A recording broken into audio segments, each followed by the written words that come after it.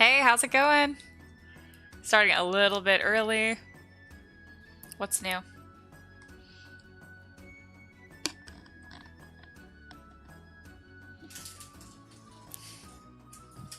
My parakeet flapping its wings, if you guys can hear that.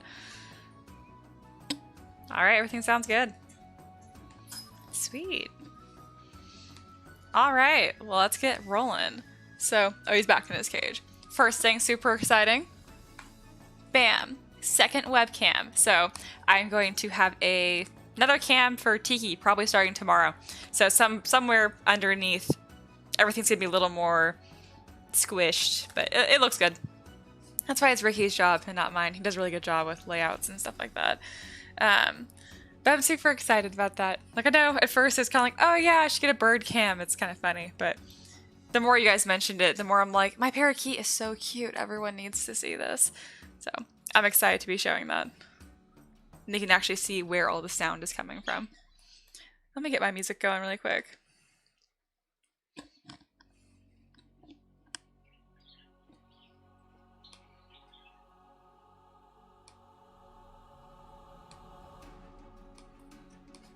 All right. Here we go. Sweet. All right, I have some updates. So I was really close to not live streaming today, and not for any like super valid reasons. I was just super grouchy. I woke up and we had no hot water. So I spent most of my morning trying to fight the water heater, which between my mechanical engineering degree and my grandma working at Honeywell for 30+ years, I was like, it's a Honeywell unit. I'm like, I got this. I'm like born to be able to figure this out. I did not figure it out. So I washed my hair in the sink today. Just one of those kind of days. I'm one of those people that like cannot not wash my hair every day. I have to wash my hair every day. I know the whole like, oh, no shampoo thing. It's bad for your hair. Whatever. I keep it short. I can't handle that greasy feeling like at all. Even camping, I just take a water bottle and like douse my head every day. Anyway, and then after that, my dad has this BMW he bought recently. He just loves it. It has a turbo, so it's like super fast and fun. If you're not into cars, turbo goes zoom. It just makes it really fast. Essentially, it takes the exhaust and it drives it through. So the more air you push through an internal combustion engine, the more power, in a nutshell. Anyway, it just broke off entirely. So the intake of the engine was just like exposed. His car was done, right? So he had to get that towed, and then of course this is the one day he had a DMV appointment. So he scheduled like a month ago, or more than. So he needed a ride. Uber is fine, but I'm in a small enough town that getting an Uber even like 5 miles away is like $20. It sucks. So yeah, really not a big deal, but between going to the DMV, I was only waiting in the parking lot for like an hour. It wasn't even bad. And not having hot water, I was just cranky as hell. I think I just woke up grouchy, which doesn't happen very often. And there happened to be like the slightest inconveniences. My brain was like, it's enough.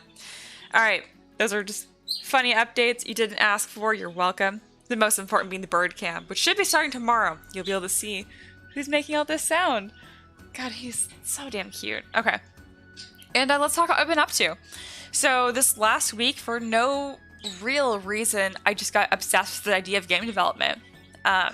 I grew up playing piano, so I've been super into music, got my degree in mechanical engineering, and now I do 3D modeling. So I can code, I can make music, and I can make models. So I'm like, I can totally do this. And so that's what I've been doing for like the last week or so. Pretty slow progress, because game development is... the first word that comes to mind is a nightmare, but like a really enjoyable one, if that makes sense. But this is kind of what the little draft that I have, again, very unfinalized. I've been spending a lot more time on code than anything else because I can just drag and drop models in, no problem, but I want to have things working first. It's going to be like a basic little alchemy game. But yeah, here's my little witch. Here's her little hut. I made a potion. Just a really basic one, but I have it with shells. So there's an internal piece, this piece right here. And the reason I have that with transparency is I can put a shader on that, so it looks like it's full of liquid in the game. It's really cool. So when you're carrying it and walking around, the liquid like splooshes around and stuff. If you're in my Discord, I shared a little video of what it looks like. It's pretty cool. And make no mistake, I'm no master programmer. I suck at programming. If you show me code, I can tell you exactly what's happening and how it's happening, but I'm very bad at originating code. I can define variables and make an if statement. That's about it.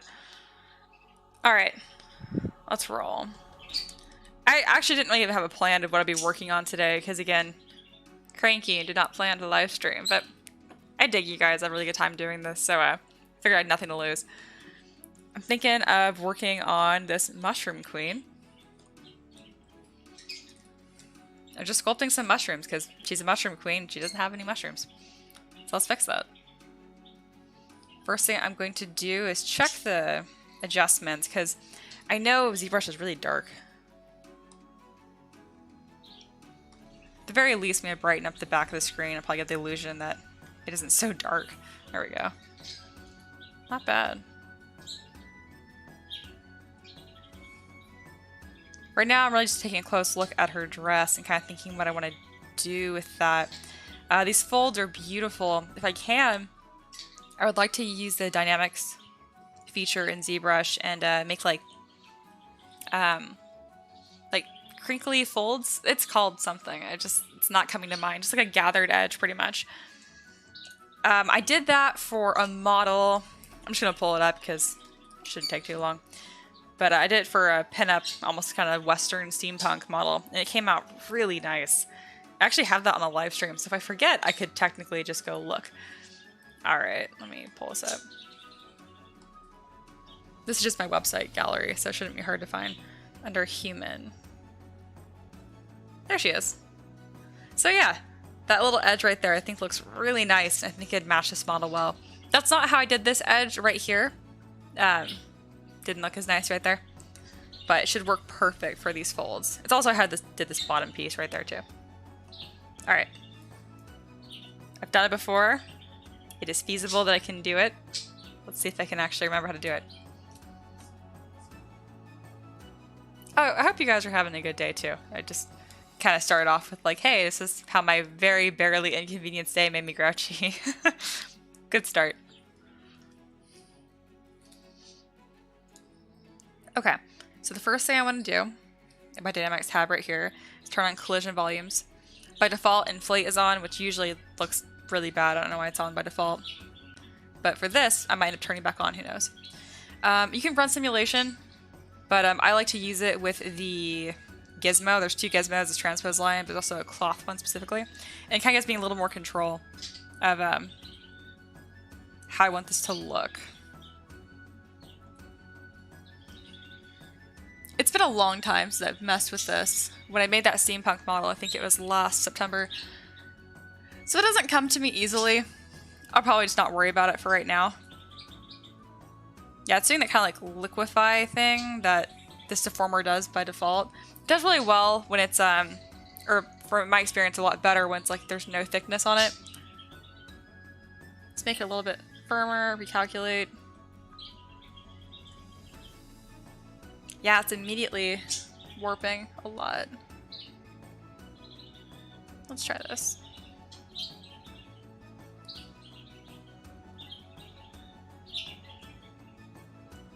Yeah, so see, when I do this, and it immediately goes paper thin like that,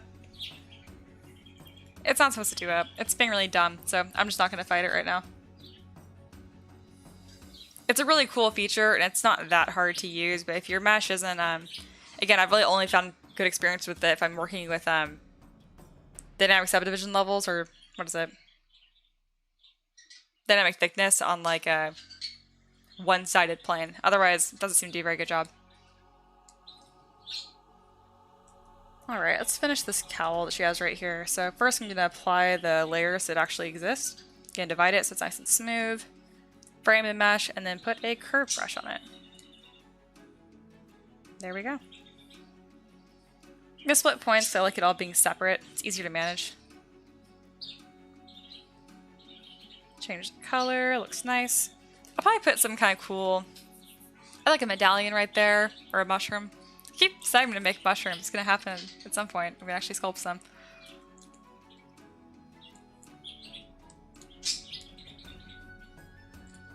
And while I'm here, I'm gonna Dynamesh this to kind of a low resolution, subdivide a couple times, and then I'll go in with the standard brush and just add a couple folds. I like to have Lazy Mouse on for this.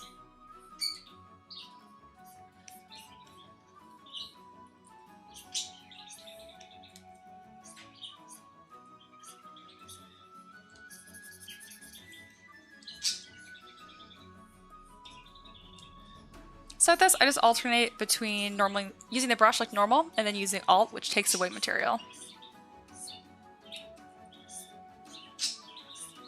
There we are. And then I'll go back in if I really want to, smooth up some of the edges, and then go through with a smaller version of the brush to build up some of the edges depending on how thick I want the folds to be.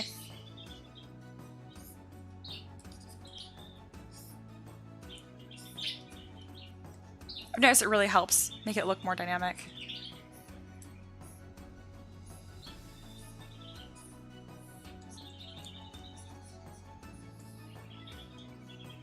There we go. That looks a lot nicer.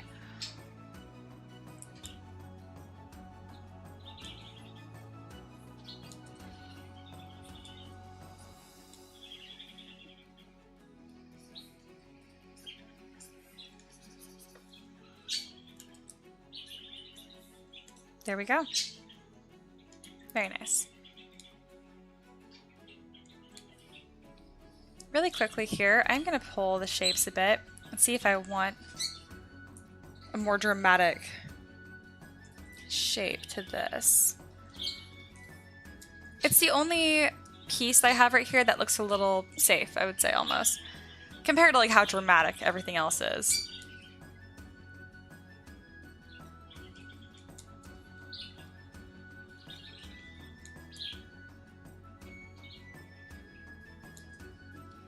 Normally, I would have added fabric folds after the fact, but it was like once I finished it, I was like, the shape is a little boring, so now I want to mess with it.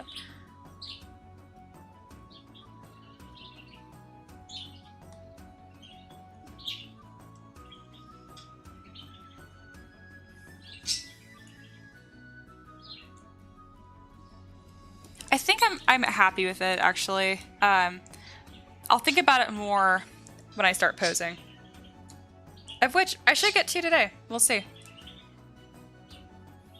Gosh, I made her neck really long with the hair and stuff, and when that was the little like cowl was pulled up, I don't think it stood out as much. But now that I'm moving things around, you can really tell.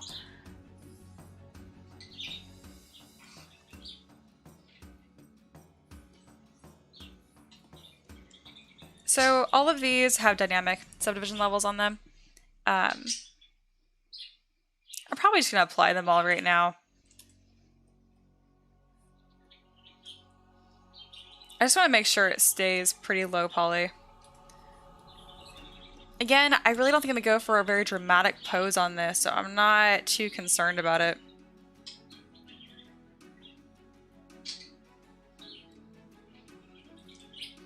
And then for this one, rather than adding thickness, I'm just going to close the entire thing. Go to a lower subdivision level, close holes.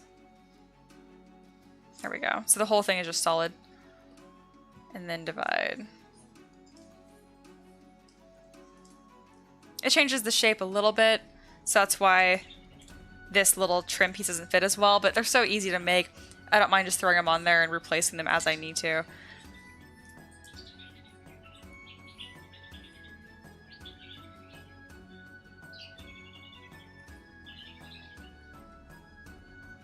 There we go, just like that. Really easy.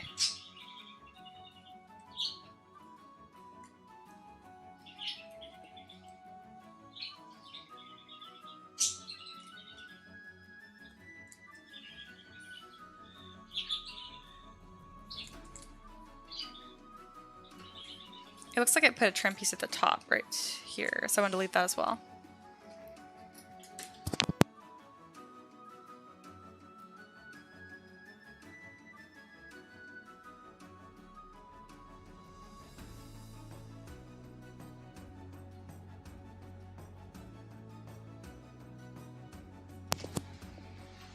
Ricky already has the board cam thing like totally set up. I'll probably initiate it tomorrow just because, I don't know. Doing things live on live stream for some reason right now sounds intimidating. See, Maniac's here. Thank you. I'm really happy with how it looks. Alright. I think this one was already finished. The mesh is a little thin, so I'll need to watch that, make sure there's no gaps between this mesh and then her body, but it's probably fine. That's further down the line too.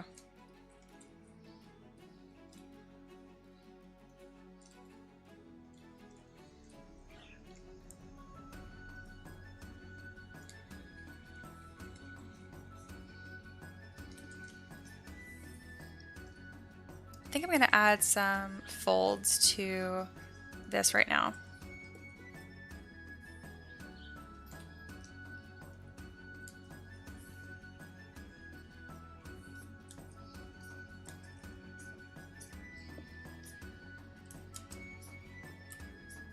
When I was first learning to sculpt fabric folds, I remember I was so intimidated by it because there's a level of like randomness to it. So when you can't make it perfect, that's what I'm trying to say. It's actually really nice because I don't have to worry about it being perfect. I can just have fun with it.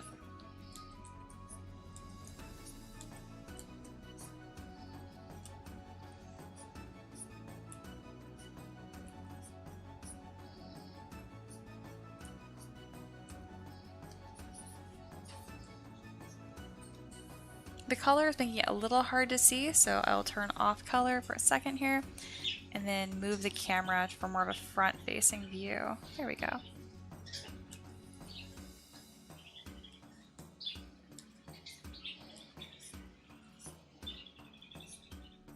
Going in with that thinner brush really is what makes it look nice. I actually didn't start doing that until recently.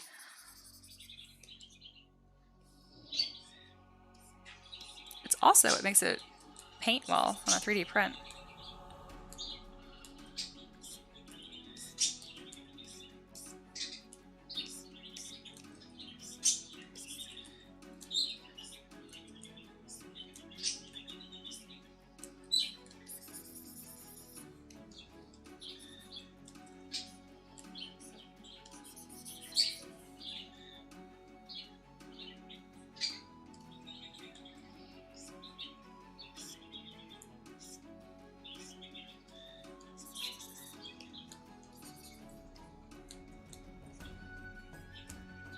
Alright, I'm pretty happy with that. I'm gonna move on soon.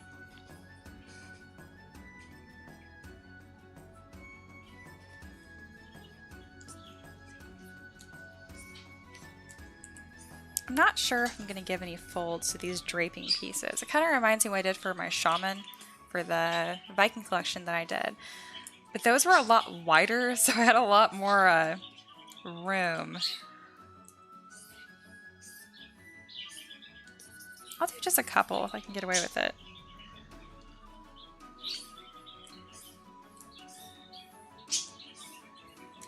If I go in with too thin of a brush, it's going to make it look like it's a different texture than the bodice. I don't want to do that.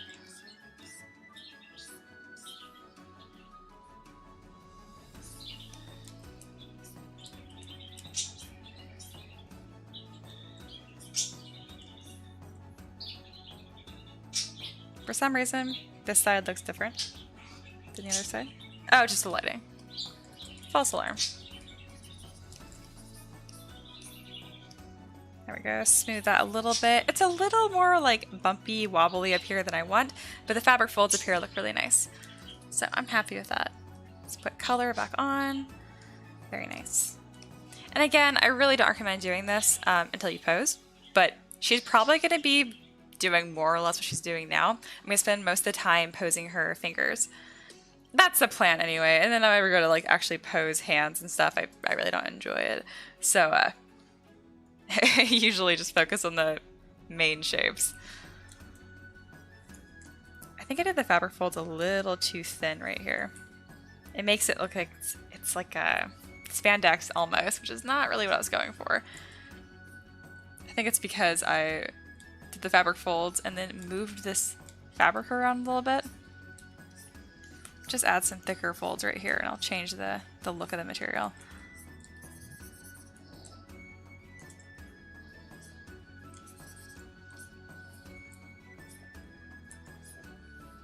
There we go.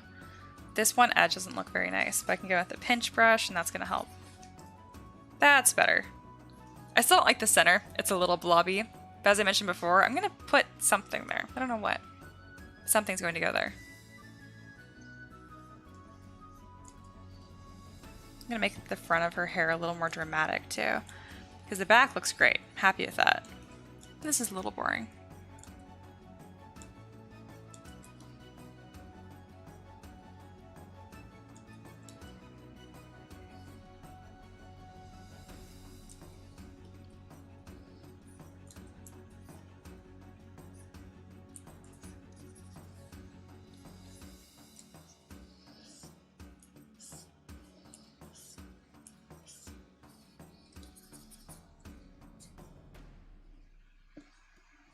That's one mistake I did when I was first learning to sculpt hair. I never made this, the depth of the part deep enough.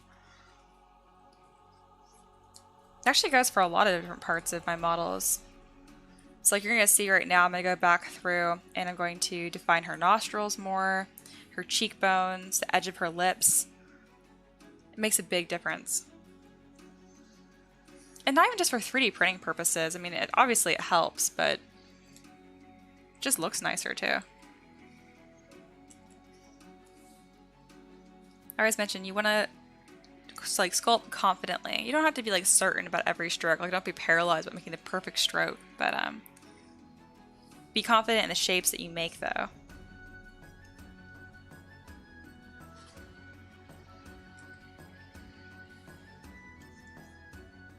I don't want to make her look tired necessarily.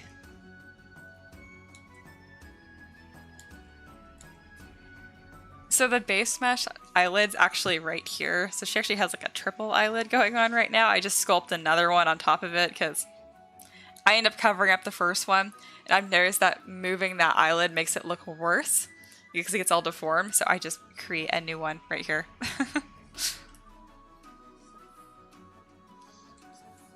And it looks fine. You'd never know unless I talked about it.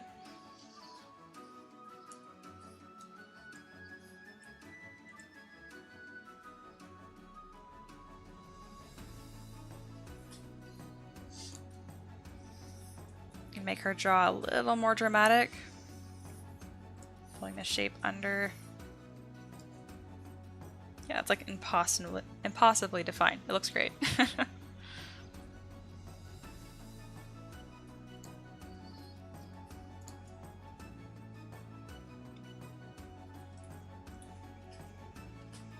So you can really see like this is what she looked like before, and then now I've defined some of her features a little more. There's subtle differences, but like really notice around her lips, for example. Those small things really, really can help a print. Oops, that's not what I wanted. There we go.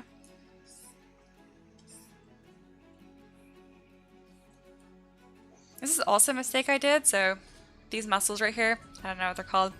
I knew at one point. I made them connect to the bottom of the jaw. They actually go all the way behind the ear, more like this.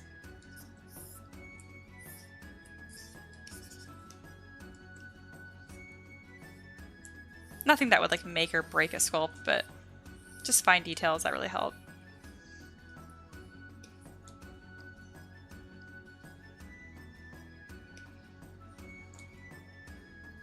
Normally I wouldn't exaggerate the neck that much, but I really want her to look a little more alien rather than just like high fashion right now, because I think she's coming out a little just high fashion-y as opposed to like monstrous.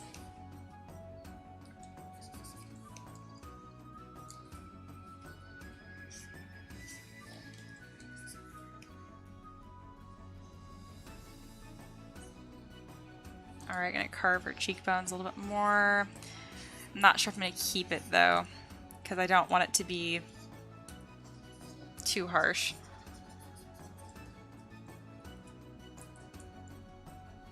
I'm happy with that. Also, be really careful whenever you're defining the fold right here between the nostril and the corner of the lip. Again, has a name. Forgot what it's called. Adding weight to those lines is what's going to make your model look older, which if that's what you want, perfect. But it's a fine line.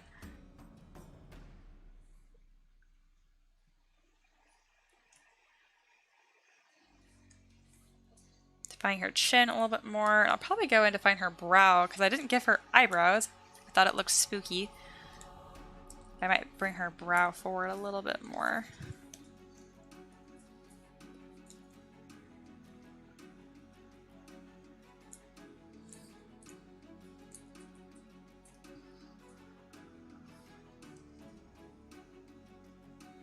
Yeah, I'm happy with that.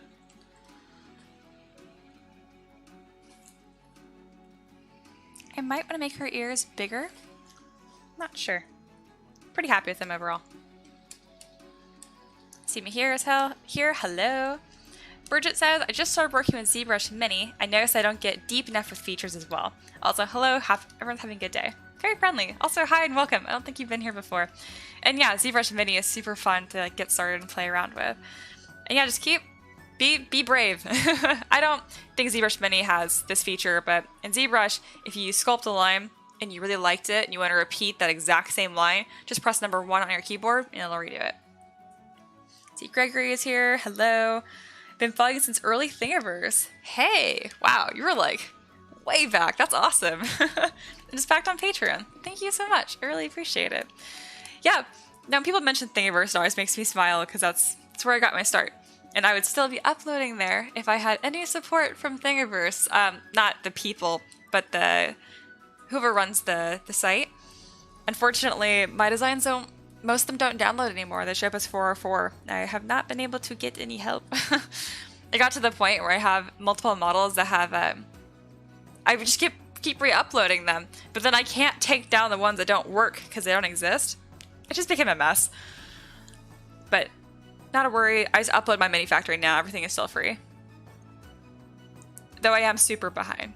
I have like over 500 models at this point, so it's tedious to move around sometimes. Okay. Let's get back to it.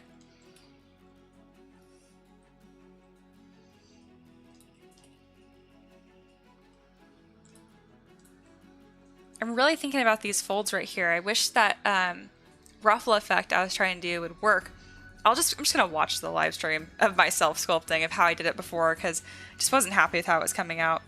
Something else I could try to do, just like is a little trick. This is more or less how I created the folds on the top of that dress for that steampunk, kind of like, I say steampunk, she looks kind of like steampunk, Western saloon bar girl kind of thing at the same time. But I'm wondering if I just mask these little spots right here and then inflate.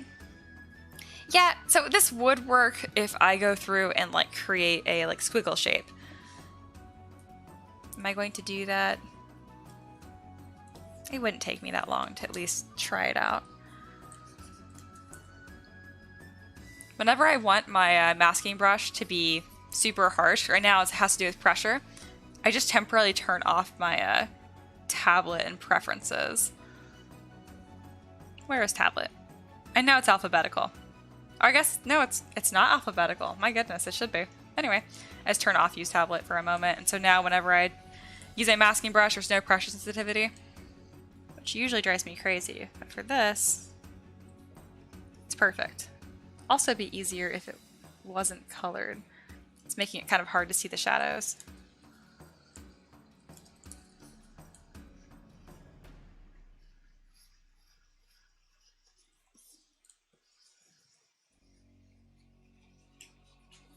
Yeah, let's see how this goes. Would you bring me a water? Ooh, and a drink. Thank you. Alright, let's see if this works.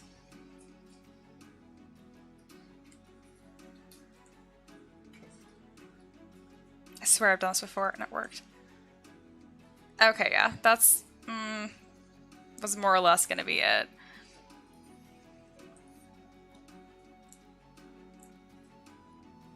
It looked kind of nice from the center.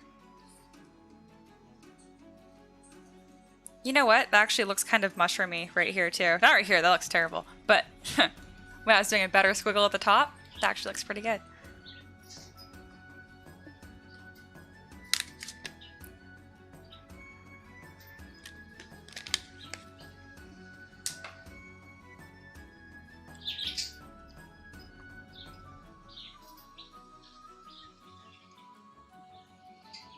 All right. Yeah, I'm really happy with how it looks right there. Again, there's a way to simulate this, and I've done it before.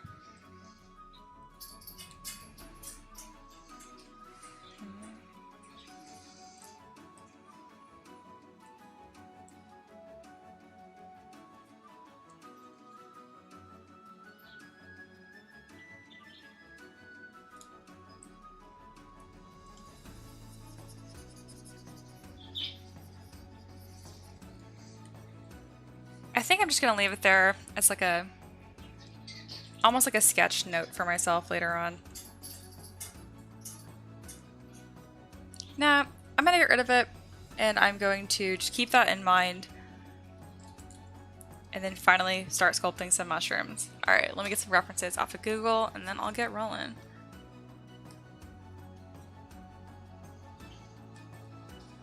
But even though I kind of had a meh morning, it has gotten a lot better, I gotta say, like always.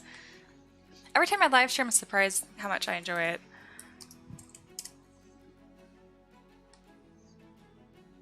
Alright, mushroom time.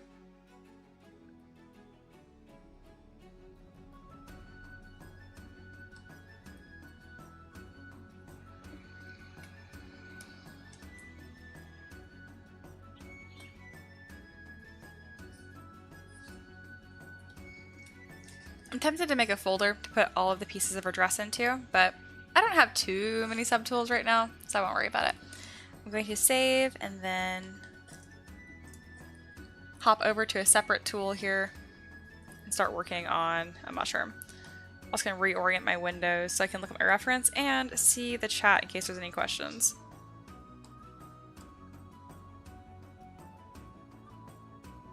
Very nice.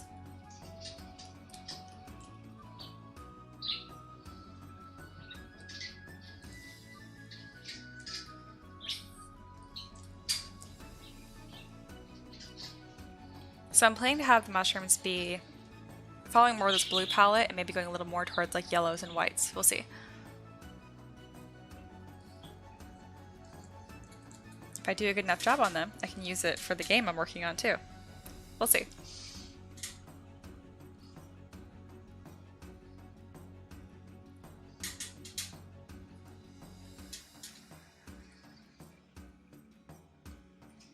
Right now I'm making the stalk of the mushroom.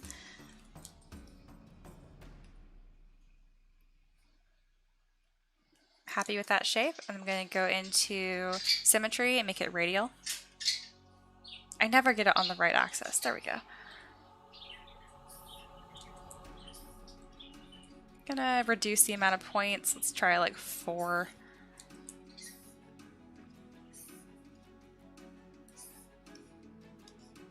Alright, I'm happy with that. Go back to my modifier here, add a little twist to it to make it look interesting.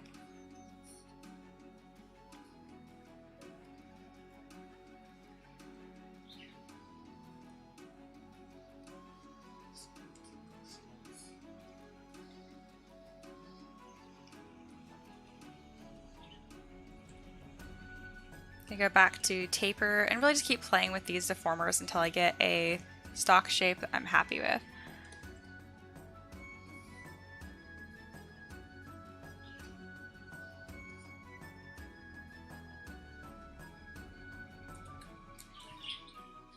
Looks good to me. I'm gonna pre-process it and bring it down to like 1,000 points, something really small.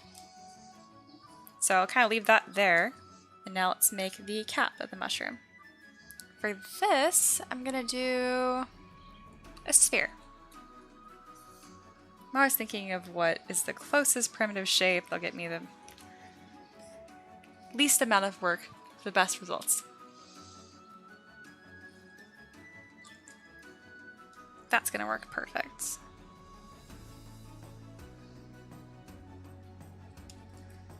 Power Save says, is this part of a specific set, or did you just feel like making a dressy elf person?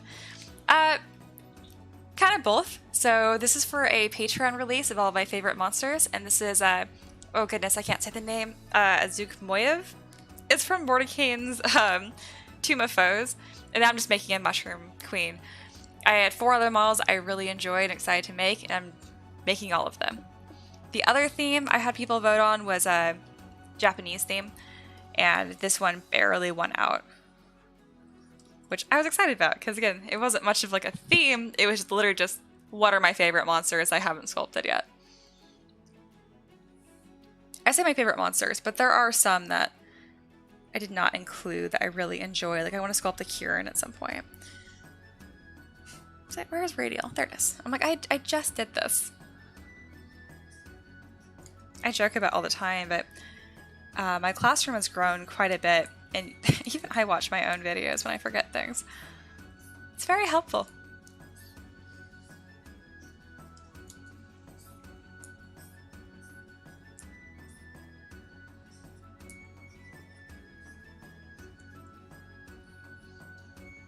Alright, so I want it to be a little bit more concave, so I'll grab my move brush, kind of pull the shape under.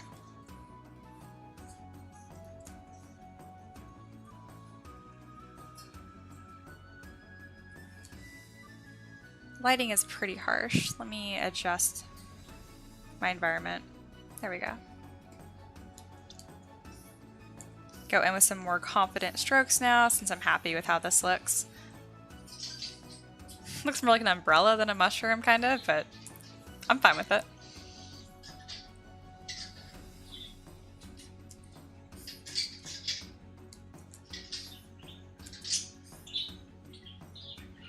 There we go. And then for the bottom side, I just want it to be pretty much creased all the way. So let's increase the radial symmetry count. There we go. I feel like the bottom looks a lot better than the top. That's just because the bottom mushrooms looks more interesting. Yes, Tiki Bird. He's outside his cage getting crawling around, so. If he starts yelling, I'll mute myself briefly, but he's usually a pretty good boy. He just gets excited.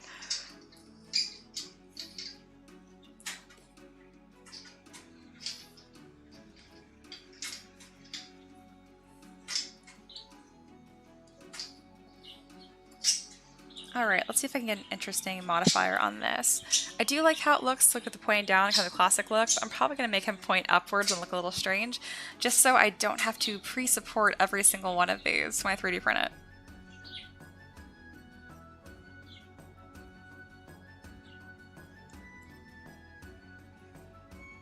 I wonder what twist would look like on this. I feel like there's a way to make that look good. I'm just not sure how to do it. But that's interesting. I like that. Does not work with my support list idea at all, but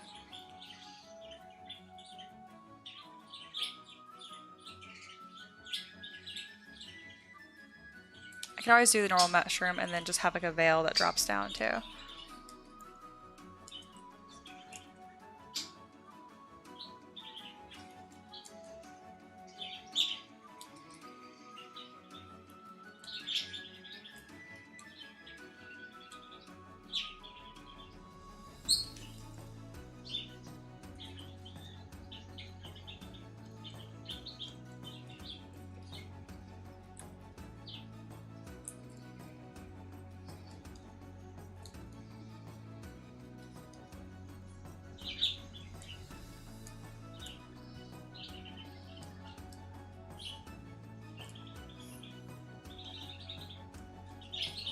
Alright, let's add some more color to this. I'm gonna go with my darkest color first, because I've noticed that's always been helpful for me. Wow, that looks nice. Wasn't intentional, but it really worked out. Let's see if I can do that again.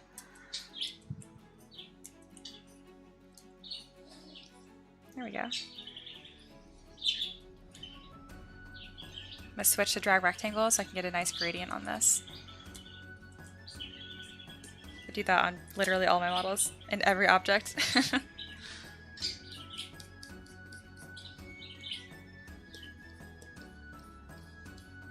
make the bottom darker and hopefully light the bottom of it to make it look kind of bioluminescent. That did not work. Let me try again, but maybe masking this time. I could turn on back face mask too.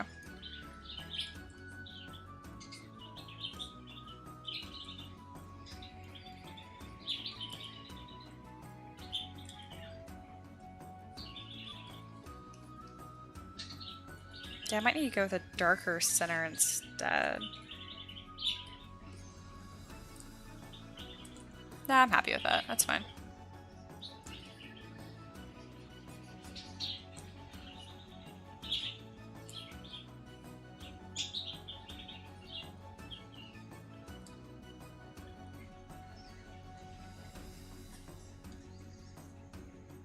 All right, got a little mushroom. Merge those down. I'm gonna create a duplicate because sometimes when usually when I do remesh by union, it messes with the poly paint. So I just project it back on.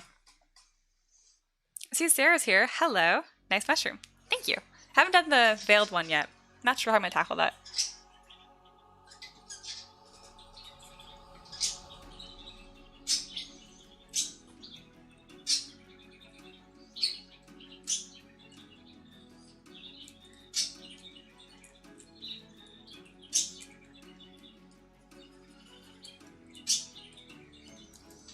Alright, now I'm going to go to Decimation Master, keep Poly Paint. That way I'm not duplicating 100,000 points a bunch of times.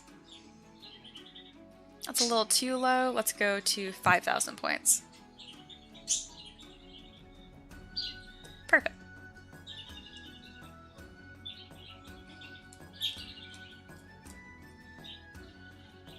So I don't even need to keep my high-res one.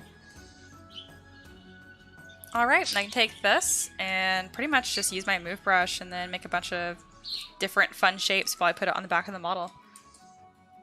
I'm actually going to make it a brush. Nah, I'm gonna individually be modifying them, so there's no point in making it a brush.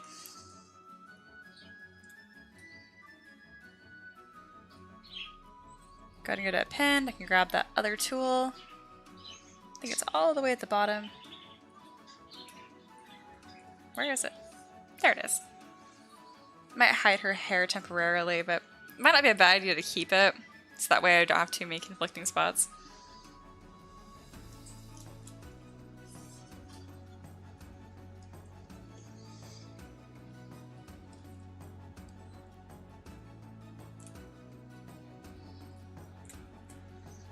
Could probably use this edge for the side of the trim too.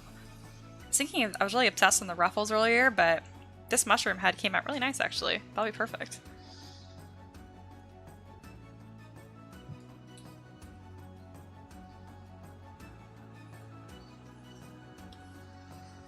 Mihir mentioned you have a fast way of making a veiled mushroom blender or Houdini. I'm not sure in ZBrush. Yeah, so if you can like roughly explain your method, I mean, I'd probably know of a way to do it. The best way I can think about it is taking a cylinder, taking out the center of it, and then just putting a bunch of other cylinders through it and doing a Boolean subtract. I hope that made sense. So it really wouldn't take too long. It'd just be taking those cylinders and stretching them around to be like those oblong shapes. I hope that made some sense.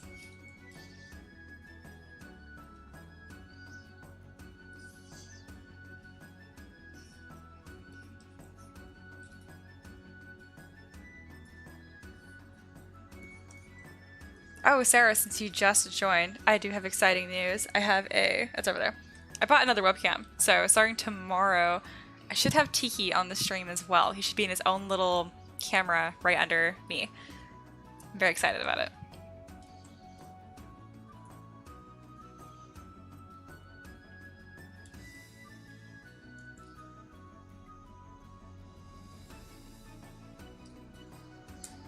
Alright, so what I'm going to do is I'm going to duplicate these mushrooms a bunch of times, and then I'm going to make sure that they're auto groups, they're all different poly groups, and then I'll just go in with auto masking, or mask poly groups, and I can really quickly adjust them all while just keeping in the same subtool.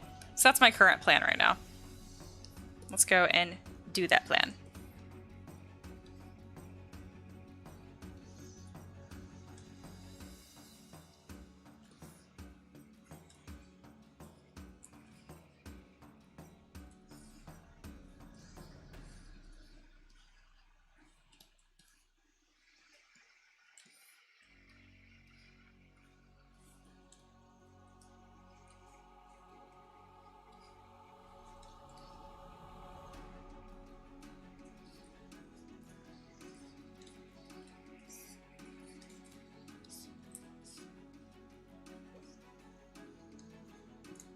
kind of worried how these are going to come out, but hey, no way to know until I try it.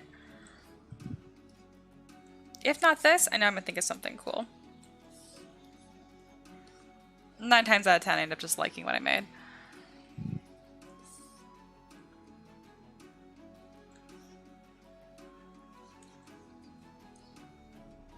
So as I work my way up the dress, I want to do more of this tiered wall looking look, or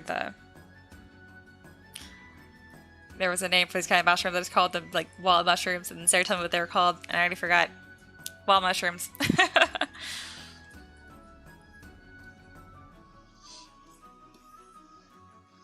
Yeah, the road camp's gonna be awesome.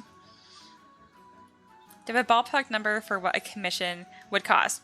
From me? Oh lord, I'm very expensive. I bare minimum start at 300. Bare minimum. I don't even accept them anymore. Pretty much my work has gotten so expensive that I just don't even bother offering it. My personal work just pays so much better. Oh yeah, I get that. I always get really busy in the summer, like unexpectedly busy. And every summer I'm surprised.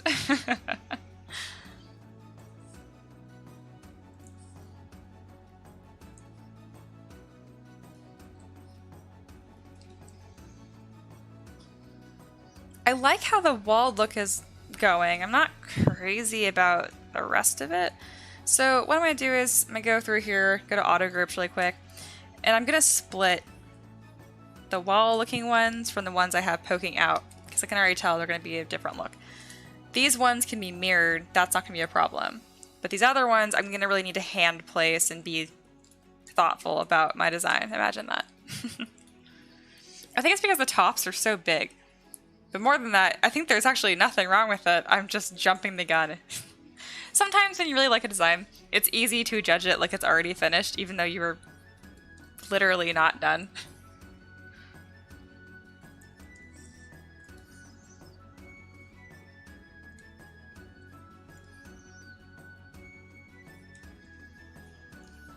I know I'm going to have a lot of these mushrooms on the base as well, so it's probably just all going to blend in. Sure looks cool from the top. I'm going to grab this brush and just flatten it really quick. There we go.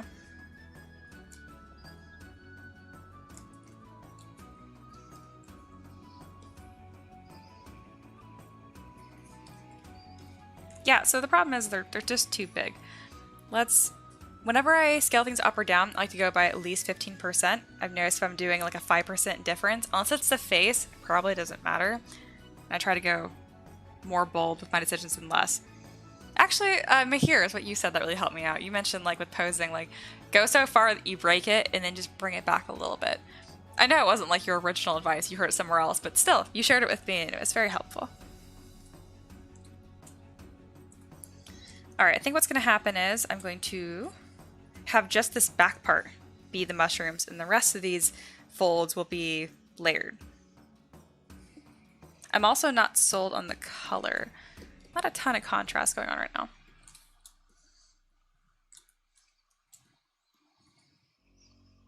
And even though I'm being critical of my unfinished design, I do love it, don't get me wrong.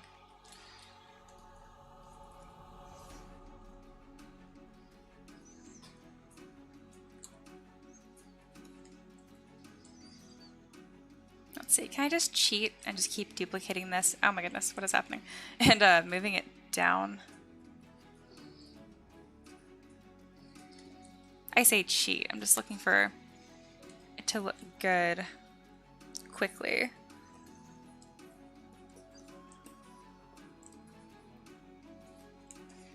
There we go.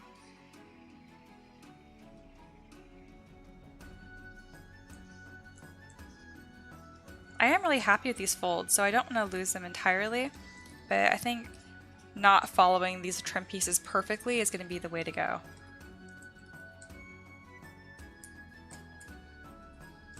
I'm going to hide these ones that you can't see.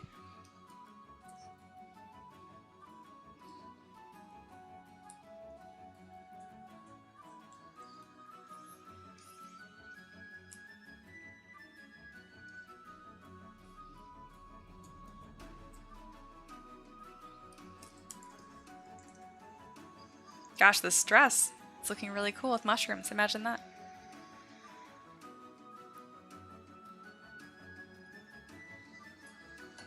Shelf mushrooms. It's right there. I don't know why I keep saying wall mushrooms. I'm like fixated on that. It looks like a shell. Duh. Mihir says, my way would be to use a UV sphere, chop it in half, subdivide, and decimate with the planar and alt boundaries. Yeah, I almost still feel like that's more work, but I know modeling sounds really complicated until you do it, and then modeling is so cool because it happens really quickly. When they're mostly procedural, that's always awesome. Just a couple sliders. And yeah, thank you for the advice. It's very helpful. Oh my goodness, it's already been 40 minutes. My poor wrist. Maybe this is why I stopped live streaming. Gave myself tendonitis. It's okay. I'll be good to myself. I'm gonna take a little break.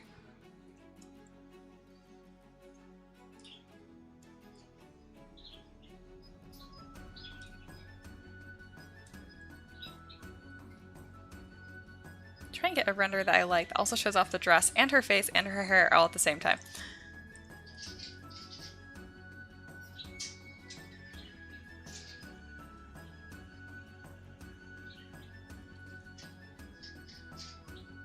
This is gonna look so good posed. Alright. Take a moment, stretch my poor wrist. Yeah, I hope you guys are all doing well. If you have questions, now would be the time to ask, because I'm gonna take a little break for like 5 minutes or so. I actually didn't plan to live stream for longer than an hour today, because again, not a great morning. But I'm feeling pretty good, so I'll probably live stream till like another hour.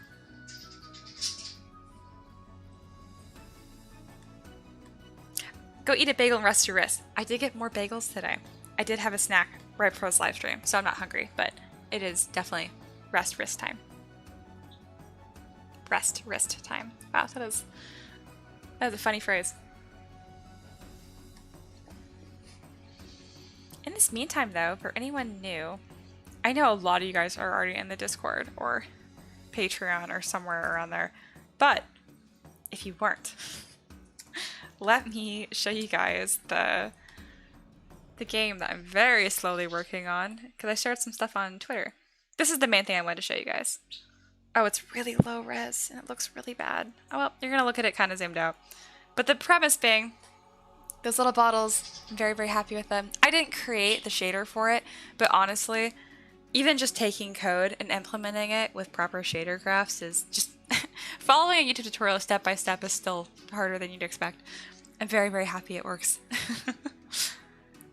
My only problem with it is the fill isn't dynamic, and there isn't any like advanced fluid mechanics, obviously. Like what I'm saying, it's a proper, excuse me, plane on top. There's no like turbulation or whatever, turbulence. But yeah, I'm really excited with how these effects are coming out, and her little animation back there is the first animation I've ever made, so I was very, very excited about that. Obviously a lot different from the stuff that I normally make, but with any luck, I'll have some sort of prototype game within a year, maybe. I don't know. All the game development stuff that I've read, it's like, you know, 99.9% of people fail, and the other 1% takes like 6 years to make a game. So, we'll see. Hello! It's Jay Cross. I think you're new. I haven't seen your name before either, so hello. I'm taking a short break because I have a really bad habit of working my wrist way too much and then getting tendonitis and not being able to work for a month. So, being good, taking my 40-minute break. I just get so focused and so excited about it. Just completely forget. See, this would be a very good time to talk about my parakeet, which, again, as of tomorrow, he should have his own little bird camera. It's going to be adorable. I'm very excited about it. I'm only going to focus on one part of the cage, so it's possible he'll be off camera a lot of the time, but he's there 99% of the time. He's in his spot right now. He has all of his favorite toys in the same area, and it's also where he can get out of his cage, so you'll see it tomorrow, guys. He can go in and out of his cage, back and forth. It's awesome. Unity? Yes. Thank you! I'm really, really excited about it. And yeah, welcome for being new. Thank you. I literally love you guys. Again, I've said it like 10 times, but I was so cranky this morning, and I'm usually pretty sunshiny. Like, the way I come across on stream, this is pretty much how I am in person too. But not this morning. Oh, not cute this morning. Having to wash my hair in the sink because there's no hot water. Oh, it reminded me of living in the dorms again. I'm just like, anger. The place I live now is a lot nicer than the college dorm, so obviously it got fixed within like 2 hours. It was no big deal. If I had just waited, I could have taken a hot shower. But I'm one of those people that when I wake up, I have to shower. Like, I don't know, I have to get my day started. Even if I want to relax, I'm just like, day has not begun until I've showered. Speaking of working too much, what are your normal modeling hours? Is 3 2-hour sessions a day, or you more go with the flow? I'm pretty go with the flow. So I used to be really, really strict. So for the people that are new, 2 years ago, right, 2019, I graduated with my bachelor's in mechanical engineering. So I've always been really studious. I got through that program in 4 years. I never took less than 18 units, which is not advisable. Like, I feel like there's some romanticization of the grind, like staying up all night and working long hours. There's not. It wasn't good for my mental health or my physical health, and it was stupid, and I didn't learn anything. Anyway, but coming from school, like especially with the engineering degree, I really learned to have a great work ethic and plan my days down to the hour. And I discovered with art, I can't really predict things to the same extent. If I need to get a model done in 6 hours, I can do that. I'm aware of how to do that. But I'm really lucky that I don't have to rush a lot of the times. So with this one, for example, I was super inefficient. Like when I was designing it, I was like adding a step, deleting it, adding the exact same thing back, and it was a good time. So that's why I just go with the flow. Once I've worked on a model for about 2 hours, I have an idea of exactly how long it's going to take. But until I've started it, I don't know. Some models take a lot longer than I expected. I remember sculpting a bear, and it just... Alright, we're going to talk about bears for a second, guys. It blew my mind because bears are square-shaped. And I am not kidding, they are squares. You think rectangle, and they're not. Let me find a side profile of a bear. But my point being is that it took me so long to sculpt this stupid bear because I didn't anticipate how difficult it'd be because I had, a preconceived notion of what I thought it was going to look like. So let me just grab this and show you guys. Just draw it over. It is a square. I mean, maybe even technically rectangle, but got right ankles. These sides are mostly the same. Blew my mind. My bear was like this long with a head and legs, and it just looked wrong for hours and hours. I could not figure out why. So yeah, models surprise you. Sculpting is a good time. Wolfhound is here. I also think you're new. Oh my goodness, so many people. Hello. Never less than 18. I had one semester felt like hell. Yeah, it was hell. I was on a full ride scholarship, and it lasted for 4 years. So it's full ride, but like again, you have a time limit, obviously. So 8 semesters. I had to keep a 3.5 GPA, and I wanted to get through as quickly as possible. I did not keep my scholarship. I know I've talked about it before. I lost it my last semester. I graduated with a 3.4 GPA, so I technically paid for 1 semester of college. But yeah, it was either take 18 units a semester and get paid for and risk losing my scholarship, or take 15, 10, or 12 units a semester and have to take at least 5 years and for sure have to pay an entire year out of pocket. And I just didn't have that money. So it was a bad time. See, people talking about code and Unity, so I'm making a game. I'm making a game, yeah.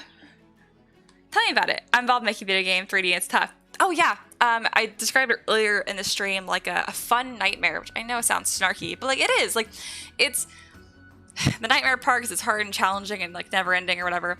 But also because like anything can happen. I don't know about you guys, but like in my dreams, I have a lot of my dreams are lucid because unfortunately I am aware of a lot of my dreams. I say unfortunately because if you look into it, something like 70% of your dreams are nightmares, but you don't know because you don't remember them when you wake up. I remember them, so that's why I used to have huge sleep problems. Also, I'm happy that I can work from home because if I have a weird sleep schedule, it's okay. But the game, let me save this and I'll just show you what it's looking like. I'm a huge fan of a lot of games, but especially like Stardew Valley, Animal Crossing, Harvest Moon, as I grew up playing. So I want it to be of that genre, but based on alchemy. I know there's a lot of cute alchemy games out there already, but I wanted to put my spin on it. So yeah, that's kind of the style it's gonna look like. Obviously, this is really boring, and this is the only art I have done because I notice a lot of game developers, when they're a single art person, they mess up because they plan all of the art and animations, and then like they can't code and fit it all together. Because unlike 3D printing, my mesh here in topology is a lot more important. So yes, that's about the best way I can succinctly say that without going on a huge tangent. And to be clear, I started working on this game a week ago. I don't know shit, so don't take anything I say too seriously. This is my whole like 5.5 days of experience. To my credit, I learned things quickly, but it's still gonna be at least a year to have any kind of working prototype. Hey, he's already naming the scroll. Sweet. I'm glad you like the colors. Keep my idea secret? Oh no, I have no problem with that. I share all my models for free. I'm not worried about it. If someone was able to take my alchemy, the idea, and make their own, that's awesome. I want something to play too. Plus, everyone has a different spin on how they make things. I always enjoy that. I had someone message me the other day. I was so stupid. They had a good heart, but it was stupid. They were like, they saw a design on Thingiverse that looked kind of like one of my designs, and like there were similar elements, but they were like, oh, they're ripping off your design. And I'm like, it had the same pose, and it was like the same kind of character. They're both elves, but like it was totally their style. They still had to create it, so I didn't care.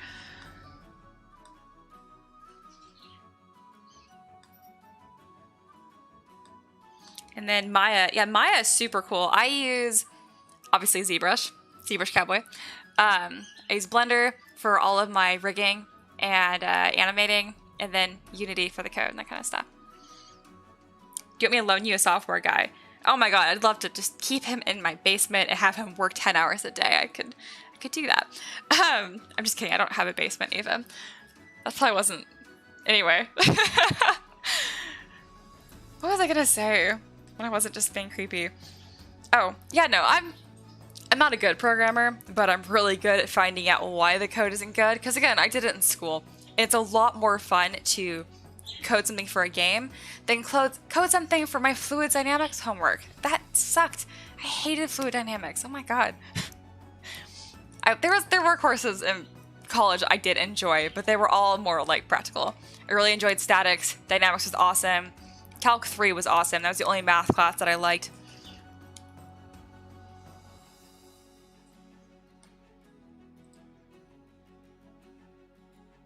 All right, it has been a good like 5-10 minutes or so. My wrist seems happy. I'm gonna take a drink and then going to get back to this awesome model that I'm very happy with.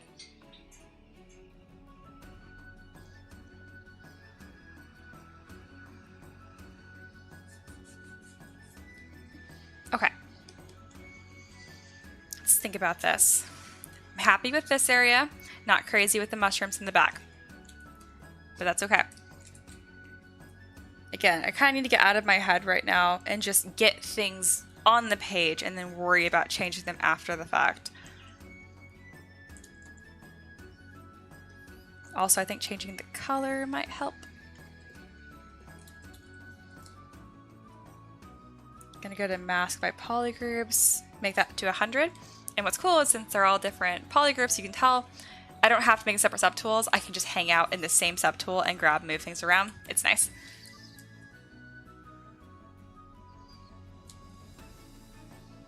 All right, I'm gonna kind of pull these around and try to fit this trim edge more. I think it's gonna look more like seashells and mushrooms, but honestly, if someone saw this model and didn't think Mushroom Queen, they're like, oh, gorgeous high fashion alien, I'd be fine with that. That's really more the vibes I'm going for anyway. And depending how you paint her, she could totally look like a more galaxy than like bioluminescent forest. Fluid dynamics is evil. Statics is our god. Completely agree. Completely agree. Oh my god, someone said MATLAB. You never speak that word here again. Oh my god, if I say MATLAB enough times, I will just break down. That was... we're moving on from MATLAB. Oh my god. Blech. Calming down. Where did you learn all your art skills? I'm trying to learn drawing, turn those drawings into models, and then painting them, those models. I'm like, you have your space barely in the wrong spot. My brain was having a hard time, way more than it should have. I'm like, them's oodles. Those oodles, udon, ramen. I was like going off on a tangent. Anyway, I taught myself. So I try to teach myself how to draw, and I am a very mediocre 2D artist. I have put a lot more work into perspective and shape and curve and form, like, you know what I mean? Just basic principles in like 2D drawing. And my God, it just didn't click with me very well. And I was lucky, or I'm not sure why, but 3D really just, you don't have to worry about perspective. If I had to make an argument for whether or not 2D or 3D is harder, I'd say 3D is way easier. I can move it around. I can really think about how this would feel in my hands and like what shape I want, you know? 2D has all these tricks. I think perspective is evil and complicated. Because here I can just click, can change my perspective. I love that. But yeah, I taught myself how to do this by doing a lot of small projects. I never stuck on something for very long. And a lot of people seem to like shame that, like, oh, finish your artwork, finish your projects. Don't. Learn to identify the point of diminishing returns. What I mean by that is when you're not learning anything anymore at that point, you know what I mean? Like, get through that beginning process of laying shapes down and refining them as quickly as possible. And like, trying to overwork a face when you don't have good understanding of the face planes, you're not going to get very far. You're way better off just like sculpting a head from scratch and blocking in the planes of the face 10 times than obsessing on one model for like 10 hours, if that makes sense. So yeah, repetition and keep it fun. Identify the point of diminishing returns. On to the next thing. I'm interested in this texture. Like, that looks cool. I do think this looks nicer. We'll see. I might just scrap all of it. I do that. Like this one came out a little too deformed, so instead of messing with it, I just delete it and move on. I've noticed with sculpting especially, you're better off just restarting the model entirely than reworking it. Yeah, udon is so good. Statistics was a lot of fun. I enjoyed that. Yeah, Blender just seems infinitely more enjoyable than Maya. But again, I'm just talking out my ass. I've never used Maya. I watched a couple of tutorials on YouTube and I saw what the price for it was. And I was like, I just don't want to pay that. Meh. I paid $8.50 for ZBrush once and I'm very spoiled. That's it. I'm not used to expensive recurring subscriptions for software. I found statics boring. Oh, statics was calming. Statics was grounding. Pun intended.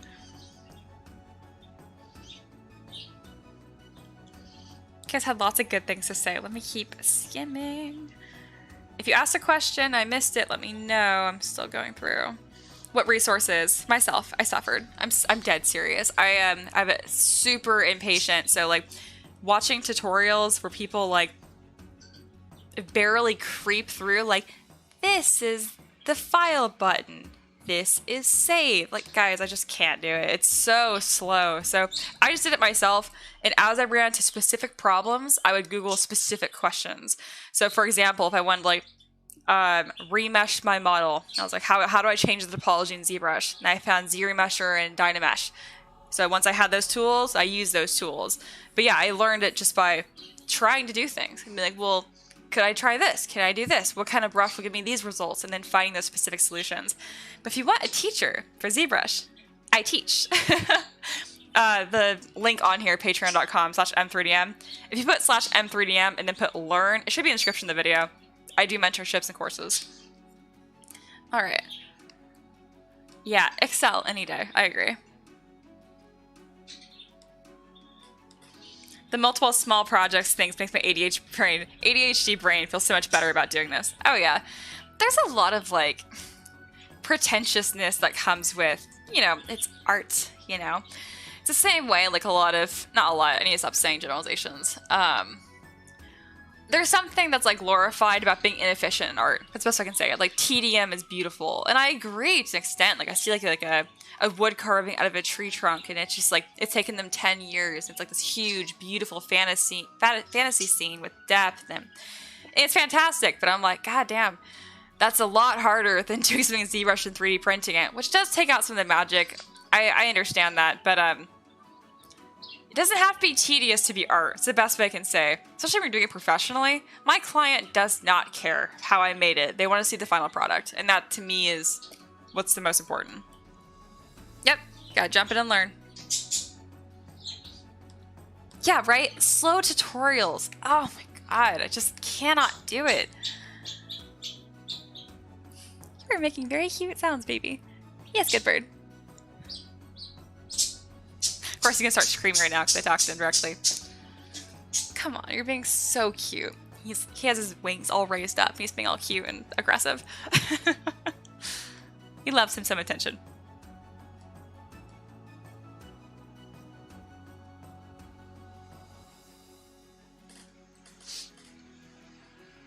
Let's see. Make sure I'm not missing anything. Hardcore programming is AI. Yeah, it has nothing to do with what I want to do. And if you're animating procedurally. Oh yeah, god no. Yeah, I'm not making a film.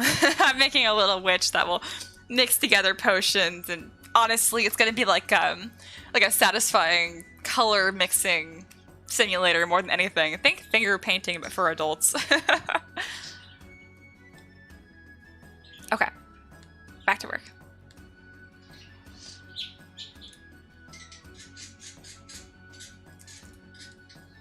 Alright, so I've identified part of the problem, or what I just visually know that I don't like about this, or what can make it better said. Making these smaller to larger shapes, so mimicking the shape of this triangle I have right here. So, let's see if I can do that with some modifiers. Ooh, that could be a really interesting shape. Let me move the whole thing first. Alright, so if you ever get these problems where, like, see how it's moving around and being stupid? Just mirror and weld and it fixes it. I don't know why it does that. It's also because I have radial symmetry turned on, so there's that. But sometimes that happens without radial symmetry turned on. There we go. Okay. Back to what I was trying.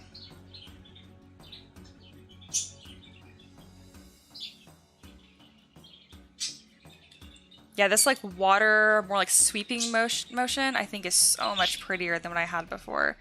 So this is what it is right now, and this is what it was before. Not my thing. I think that looks a lot nicer. It's not placed super well right now, but it will be. Just give it a moment.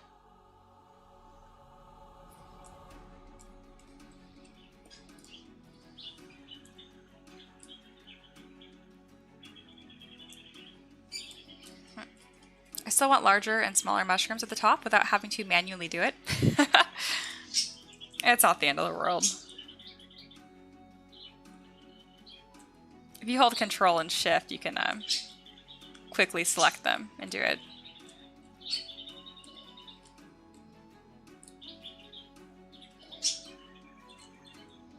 This one didn't come out super nice. Let's get rid of that one.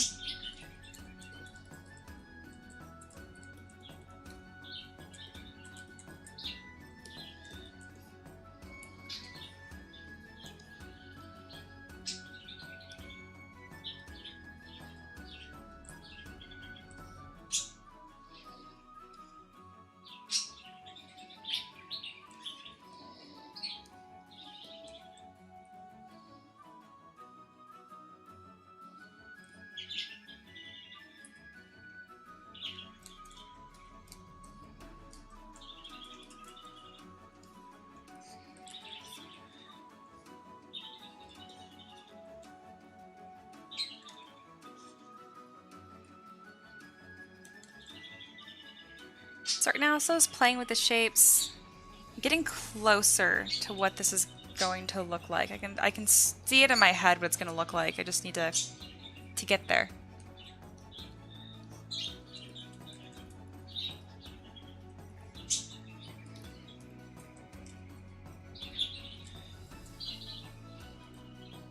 Check the chat really quick because you guys have lots of good questions. Sarah's off to bed. Good night. Says Mahir. Later. All right. Oops. There we go. Let's see See, I think the magic you lose with tediousness in projects like these is regained in the fact you can more accurately create what's in your imagination much quicker with digital tools. Beautifully said. Could not say that better myself. Dave also said, beautifully said, what's the most annoying in game development is that all of the tools don't talk to each other, even with the same file format. I agree.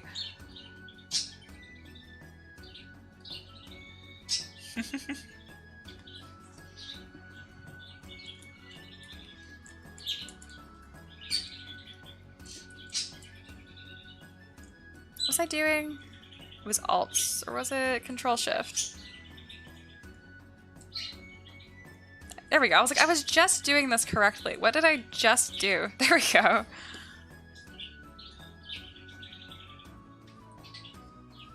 Yeah, so it looks like for this, I cannot get away without just manually placing them, and honestly, that's fine. It's coming out really beautiful.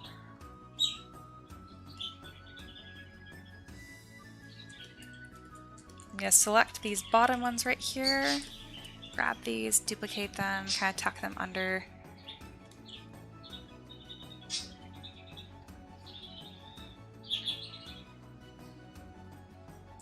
Do the same thing.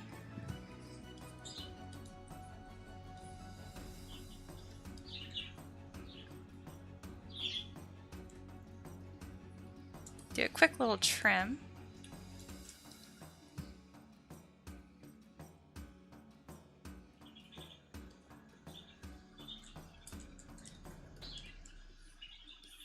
And then what I think's gonna be really cool about this is if I have some mushrooms that are coming off the sides like this with like this big curving shape coming up.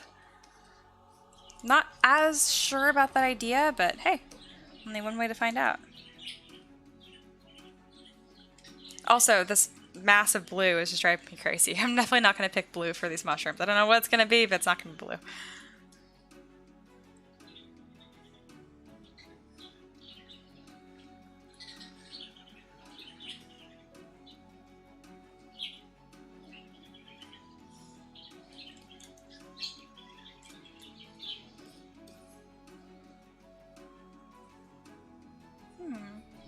That might look really nice.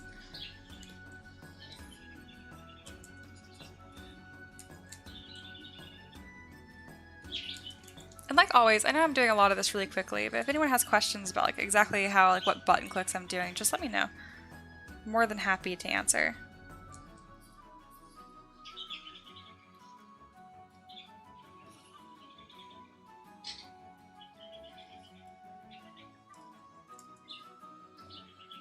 Having this big mushroom petal right here just makes me wish that they were all petals to start with.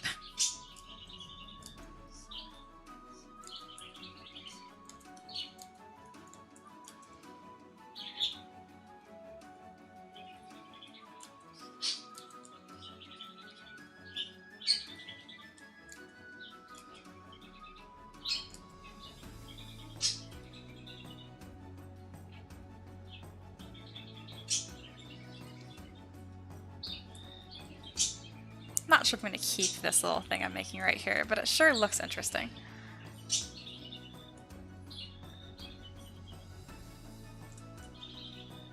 Oh my god, there's so many mushrooms. It looks like such a mess. I love it. And yeah, I'm avoiding filling in the back right here because it's not going to look good in symmetry, so I'm going to for sure have to do that by hand. So just in case you're wondering why there's like a hole right here, that'd be why.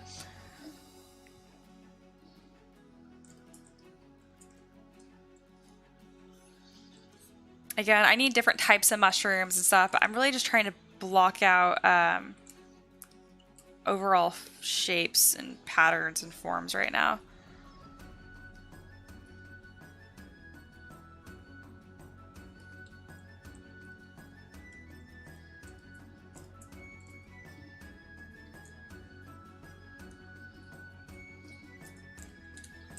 Gonna make these mushrooms their own subtool as well. So like whatever group of mushrooms is like having a different flow or like motif style going for them with separate piece. So these ones coming off the side will be separate. These shelf mushrooms are different, and then these just normal ones will be their own piece as well. And then I'll probably go through and make all of these just actually different mushrooms. But just for right now, they are all the same, the exact same color, just squished differently.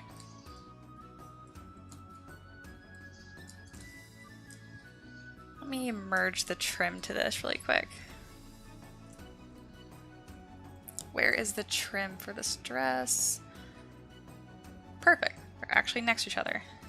Makes my life easier. Oops, let's keep symmetry turned on though.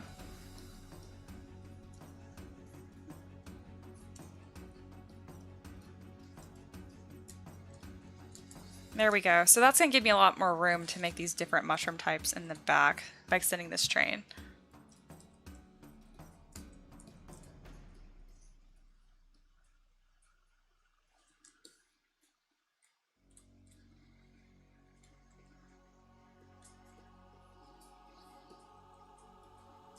Alright, I need to make these a different color. Or just have something different going on here. Let's try this purple color.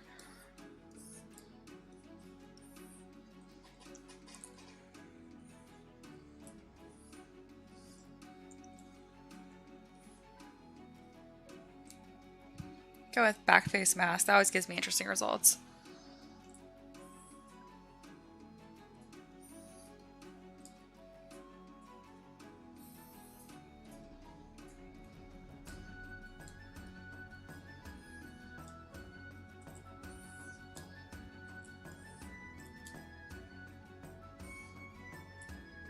For the color, I'm probably gonna have to come back to it with fresh eyes to really get a color that I know is like the one. As of right now, I'm not really sure. But this pattern I have going right here definitely looks better than what I had.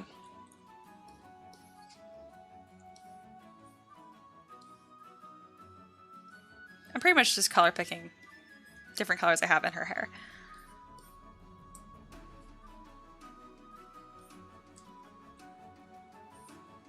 I know this greenish yellow highlight that I'm using is really what's going to sell it. It's kind of hard to place correctly. I'll figure it out though.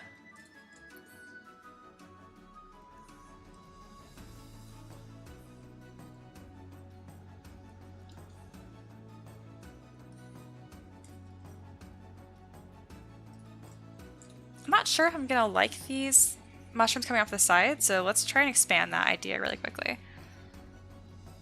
I like when they're in little clusters of like 2s and 3s. So let's see if I can do that. I also haven't looked at the chat for a moment. Let me see. Very funny. Alright, looks like we're all caught up and all good on that front. So I'll focus back on my work.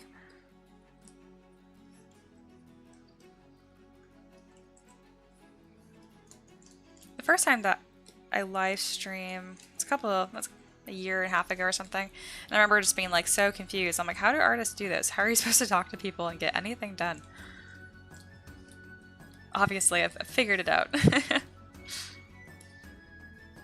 I'm thinking having these coming off the sides would be way too confusing for the silhouette, but putting them at the base could be nice.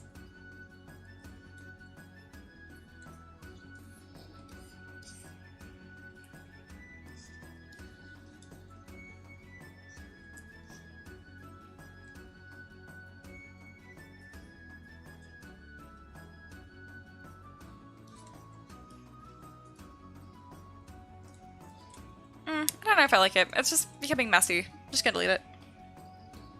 Yeah, it's fun.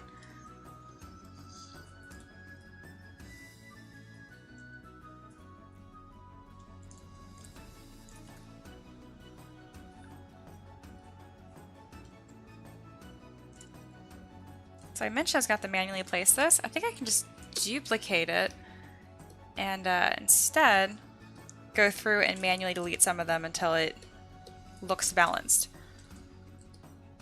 I just hate manually placing things one by one. It drives me crazy. That looks pretty nice. This is a better way to get that size gradient I was talking about earlier too. Alright, did I duplicate that?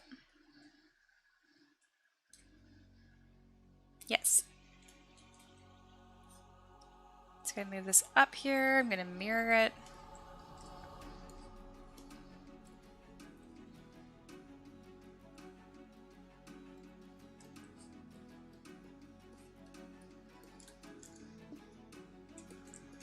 The design is still pretty cluttered, but it's getting there. I can see what it's going to be. As cool as I think these little like hip things are, I don't think it matches the design. So I'm gonna delete that as well. I'm trying to keep it as simple as possible while being covered in hundreds of mushrooms, you know?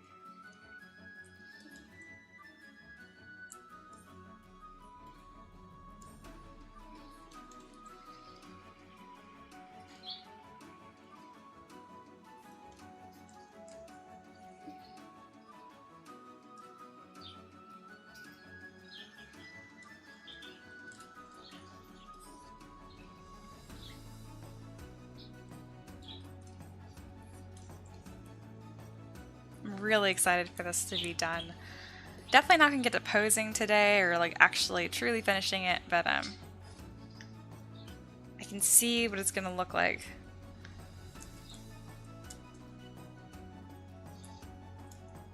I also have to be careful not to rush. When I get to that point where I can see the end of the model, sometimes I start to rush a little bit.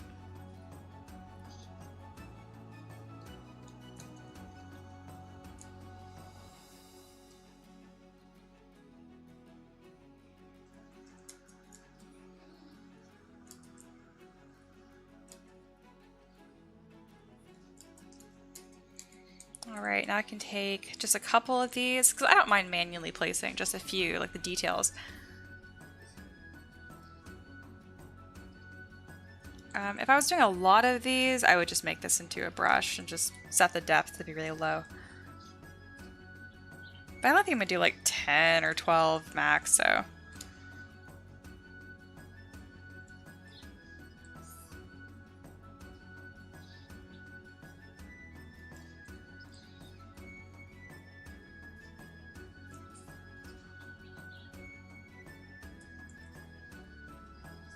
Alright, I'm gonna grab another one, but this one's gonna be even smaller.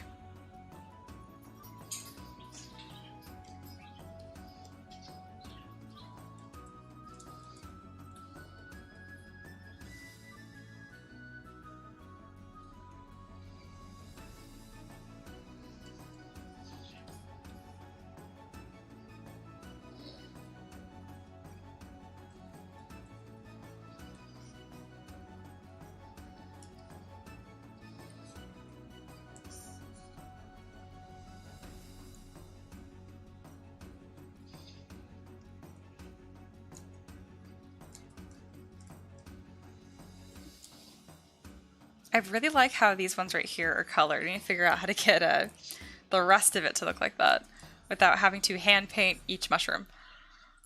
I'll figure it out. Oh, there we go. So grab it from an edge with back face mask. That's going to be the trick. Well, that was easier than I expected it to be.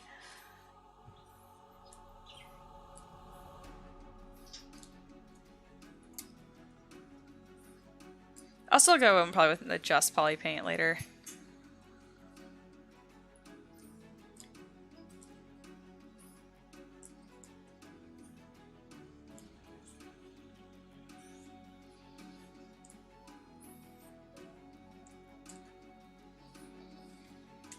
See the before and after on that? It's really nice.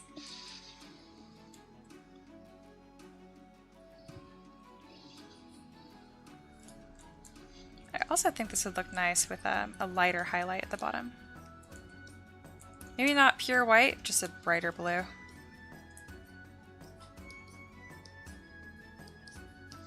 I also don't know what I'm going to do with the main train of this dress, but I definitely need to do something.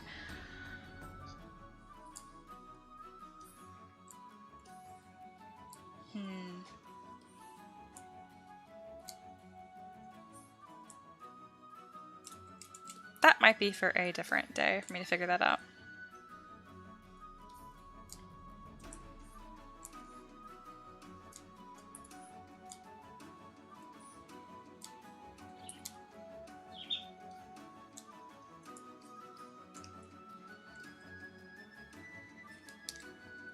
This has come a long way today.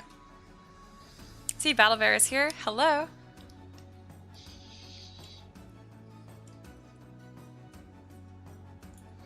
Alright. Adjust the lighting on this so it's a little easier to see. I'm thinking of putting a surface modifier on this that's similar to like scales, but I don't want it to be... I don't want it to be too texture heavy because there's so much going on in the back of the dress. But I can still play with it and see how it comes out. I'm also going to save because I swear that plugin loves to crash. Especially on live stream. Alright, here we go.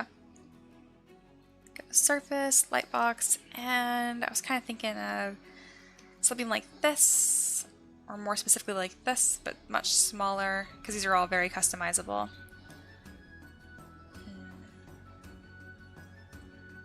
The honeycomb is a really interesting idea. I might just do that. I don't have that motif anywhere else, but I could create some sort of like honey crown and still match this, whatchamacallit, mushroom queen thing really well. Alright, let's play with this a bit. I like to keep the noise really far down.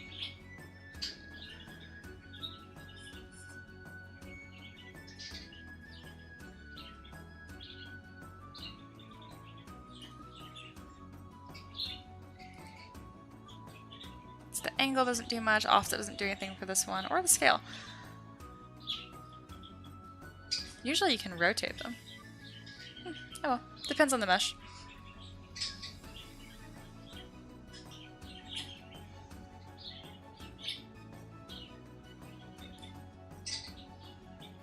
Let's see how that comes out when it's applied. Not super good because the poly count's really low, so I'm just going to divide it a bunch of times, so now it's 500,000 points, so it'll probably lay a lot nicer now. Still not where I want it. I'll go even higher. Now I'm over 1,000,000 points. I don't recommend doing this unless you're doing fine details. And one more time. There we go. Alright, I really like that. I think it's really interesting, but I'm going to be really careful to not make the design too busy at this point. But now I can start trying to introduce these yellow highlights, and maybe that's like the last color needed to balance this model. It's a really colorful model, so it's really hard to find a balance for all of it.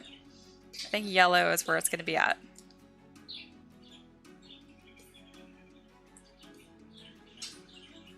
You know what? I could probably put that texture on this little cowl thing that she has, and that's going to really tie it together, I hope. Ooh, I'm excited to see how that looks. Let's see how it does. Also going to save, because I liked what happened. Oh, look at the spory honeycomb. Yeah, the little like veils. I'll keep that in mind.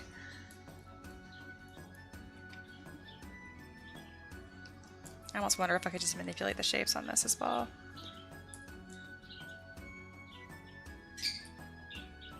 Let's go a little lower res first. Why is this brush lagging so much? What are you doing? Why are you lagging and being weird? Oh, it's subdividing right now. Why? Oh, I clicked dynamic by accident. I knew something weird was happening. There we go. Yeah, I think moving these honeycomb pieces around to look more like a moral, I think is the mushroom, is a really good idea. I don't know if I'm going to execute it well, but it was a brilliant idea, so thank you for sharing that.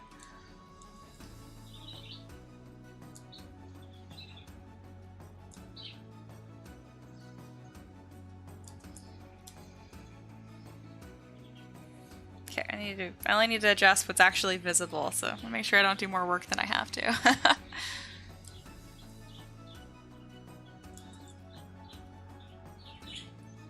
That looks so much nicer than just that harsh honeycomb. I mean, again, I think the honeycomb looked cool, but this is just a better idea.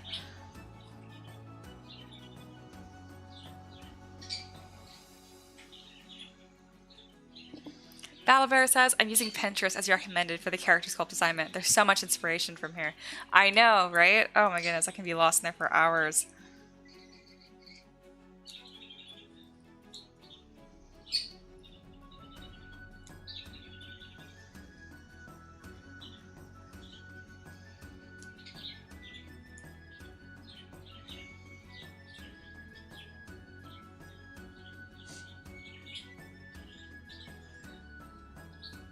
Oh, how cool is that?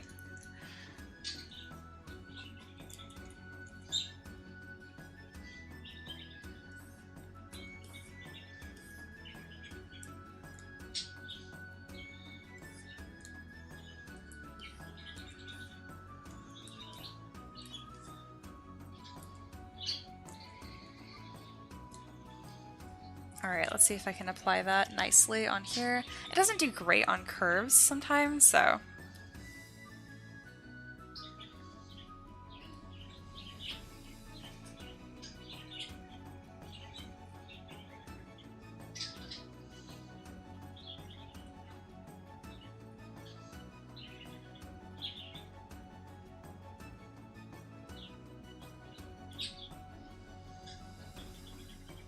Color is a little too bright, which obviously I can hand paint. If I don't have to, I'd rather not.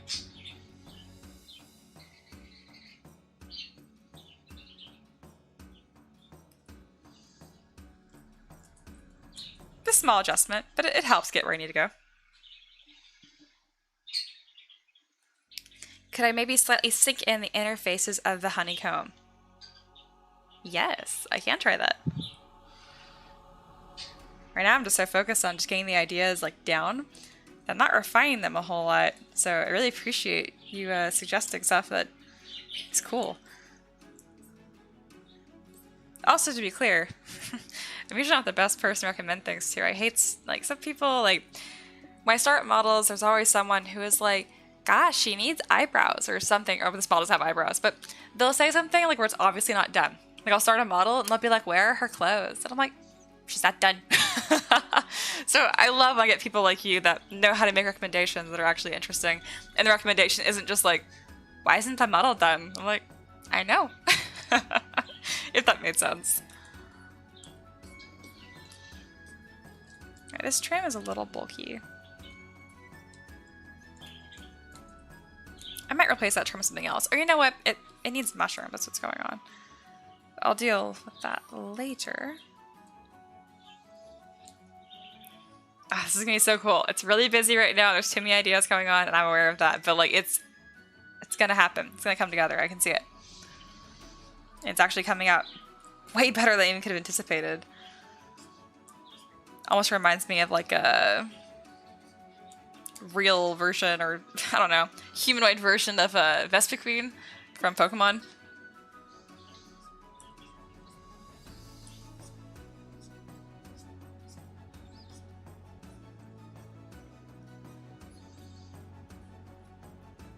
I swear these yellow highlights are what's bringing this whole thing together. It's reading a lot more mushroom now. Before it's more like, you know, Space Queen. I didn't forget about the denting idea. I'm just easily distracted. And you're right, the face of this is, it's because like this has fabric folds and looks really nice. And so that makes this look especially weird and like flat and not planar. Alright, so I can take the move brush and I can do dents like this. Or I can sculpt them. And by that, I mean like, take this brush, rough them out, and smooth it. I'm kind of leaning towards that. But let's do it without an alpha though. I don't want it to be too rough. Alright, instead of worrying about how it looks, let's just quickly block out the idea. Let's see how it looks, shall we? I also kind of had hyperphoria, so like as long as the holes aren't small, it's fine. It's too good of an idea not to try. Gosh, the second you said it, I was like, why didn't I think of that? That was... I knew I wanted like a moral type of mushroom or fungus somewhere on this model, but I didn't think about doing it here. Yeah, that's gonna be awesome. It's a little weird, like I made some of them a little too deep, I think, but since this is going to be 3D printed, I do want it to be nice to print. Oh my god. Fucking cool. Let's see. I don't take my advice unless you want to. Oh yeah, no, I want to. I can tell. Like, I've been live streaming for a while now. I've done hundreds of hours of live stream. I can tell within like the first probably 10 messages whether or not I'm like, oh, you're a favorite. I'm gonna like you or I'm not. You're totally cool. I'm excited. I hope you come back. Give me cool ideas. Oh, totally. Totally. That is the combination. I don't have a ton of friends that play Pokemon, so like I'm super shy about saying the names like out loud because I never watched the show either. So like, I'm glad you knew what I was talking about. I mean, I don't know how else to pronounce Vespiquen, but like, I was not sure. And as a kid, I remember like Ponyta. It's actually pronounced Ponita, and as a kid, that just like blew my mind. I was like, I am so not confident how to pronounce any of these now. Again, also read a lot of books as a kid. Read a lot of vocabulary words I knew how to use, but didn't know how to say out loud. So I just didn't use them, ever. Awesome, I'm super excited. I usually live stream 6 p.m. I'm live streaming tomorrow as well. I can't wait to be able to do this, but I can't rush it. Slow and steady wins the race. Yeah, well said, Battle Bear, but I totally understand. Like, you just want to, like, not suck. You want to be good immediately. I just so understand. I remember being there. Where I was like, can I make cool stuff right now? But I mentioned it earlier and I harp on it. Just fall in love with the process as soon as you can. Honestly, my favorite part of this model so far has been sculpting these fabric folds right here, because it was fun, and really quickly just sculpting out these little dents. It was super satisfying and really quick, and it's like those moments of just actually enjoying the sculpting process, that's what will keep you doing it. I had a friend growing up who was a fantastic artist, and like she was the art friend, I was a musician. I know they're both forms of art, but you know what I'm saying. I'm talking like pencil versus like piano. Anyway, and it's so funny because she even told me she didn't like drawing. She liked finishing drawings, and I think obviously she still draws and creates and stuff, but it's not the same. It really limits you if you don't love doing the actual process of it, is what I'm trying to say. Man, the colors on this are a little whack on some spots, but it's gonna work out. I just got a bunch of cool ideas, and I can tell that it's running away from me a little bit because it's a strong design. It's the best way I can put it. All right, if I can get some sort of yellow tones, here we go, on these edges, it's gonna really help bring this all together. Also, fun fact for those who don't know a lot about 3D printing, all this painting work I'm doing literally has no point other than making me happy and helping show off the model. You can't 3D print in color, or not yet anyway.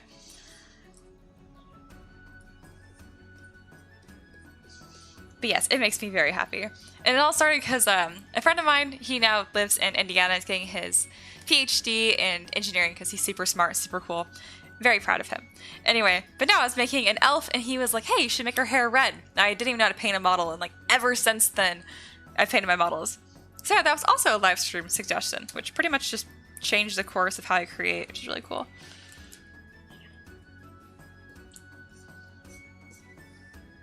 Oh my gosh, this is gonna be so cool. Okay, containing excitement.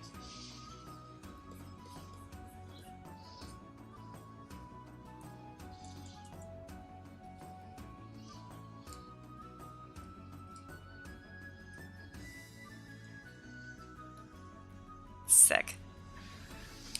All right. Also a reader as a kid. I'm just now getting back into reading and loving it. It's hard to focus sometimes. Totally understand the idea of not being able to pronounce what you've only read.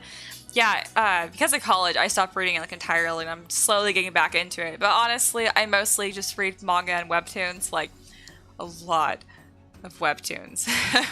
If you name it, I probably have read it. It does give a guide and help paint the model.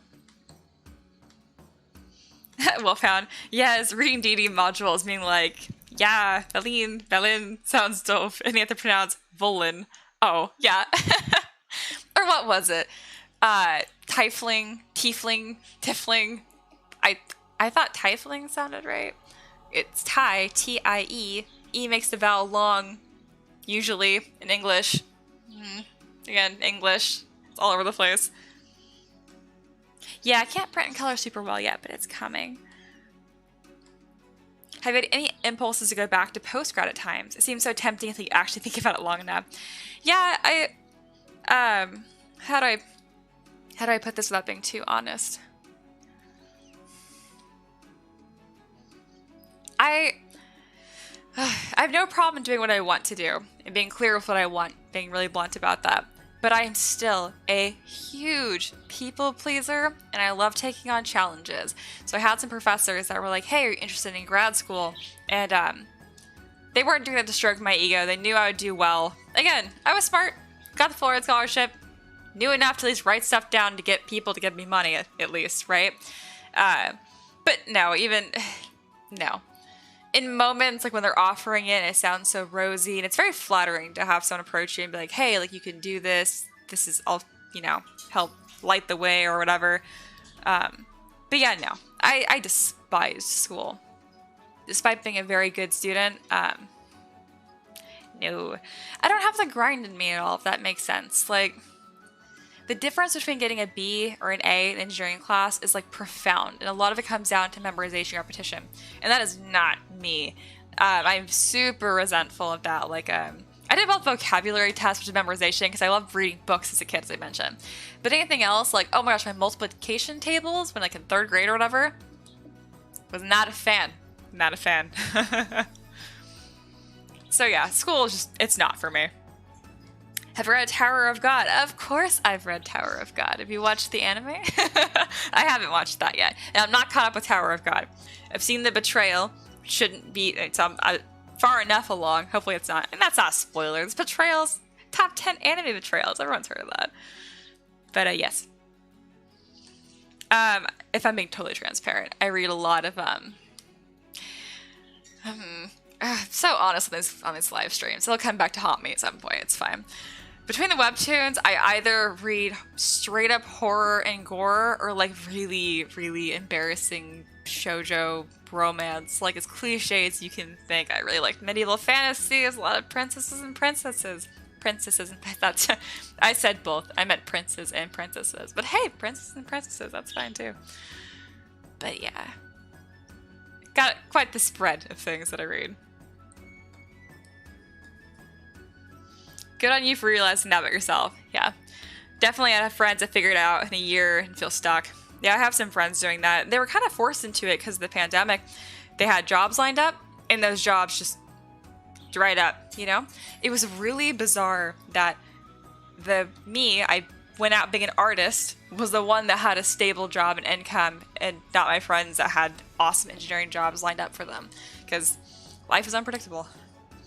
No, I had a lot of people that were like, oh, COVID, and like, are you doing okay, starving artist? And I'm like, I am doing great. I'm doing more than fine. I was blown away at how little my business was affected, honestly. It kind of freaked me out. Like, it freaked me out to do well, I guess, because I didn't understand it. I don't know. I was appreciative for the stability and things to not change, but I don't know. I like to be able to predict things, I figured that was a pretty safe prediction that it would negatively affect money. But again, I've learned to just appreciate things instead of stress over them. I feel like it doesn't come across, to me it seems obvious, but I am a super anxious person. It's just, I'm like a master at imagining the worst case scenario. At any time, you can ask me what's going on, and I'm like, this is the worst thing that could happen. On the plus side, it makes me a great horse trainer. But I don't get into wrecks very often because I can see what's going to happen. But other than that, it's just exhausting. I don't recommend it. 2 out of 10. Anxiety sucks. Highly recommend just chilling out. Yes, bird. I see him behind me. He's bobbing his head, being cute. Alright. I'm feeling my creative juices start to slow. This was super freaking cool though. And honestly, my favorite damn part is this front piece. I really didn't know what I wanted to do with that, and now it's become like the focal point. probably gonna go back and I might make it even more of a focus point. We'll see.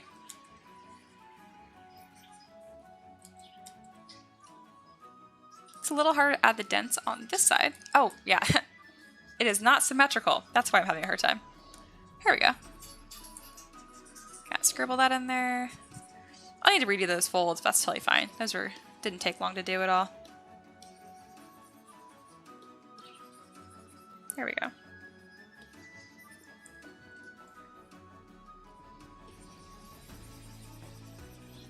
There we go. Oh, that was way more of a dent than I thought. Small dent.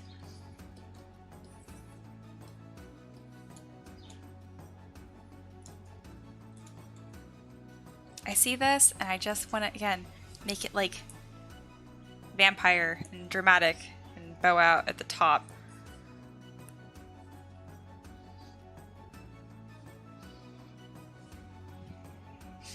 Something like that could be interesting, but I don't want this design to get too ridiculous. But seeing that does make me want to make these pieces longer.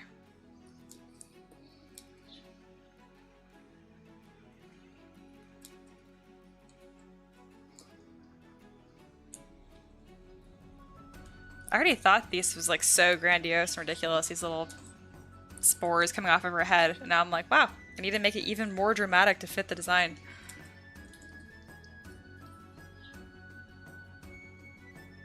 I already know this is going to be like all my patrons' favorite model. It's just coming out too cool.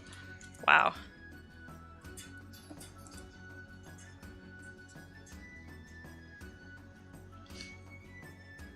Horse trainer? That's awesome. Yeah, I don't do it for money or anything, but I have a knack for getting horses that no one wants. I've only owned myself too.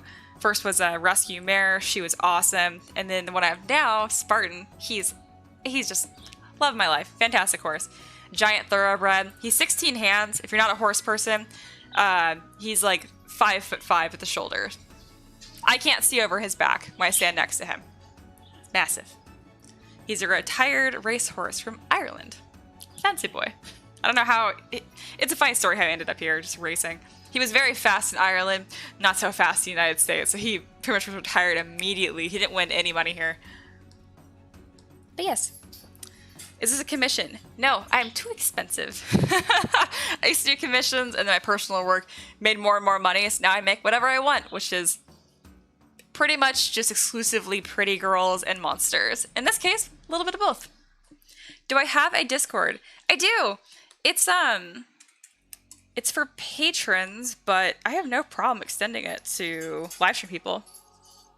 I don't think patrons would care. It's my Discord. I can do whatever I want. Plus, I like you guys.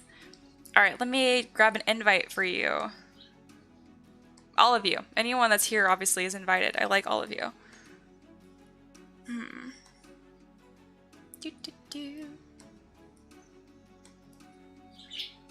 I forgot how to make an invite for a second. Here we go. I remember again. All right, let me know if this works, guys.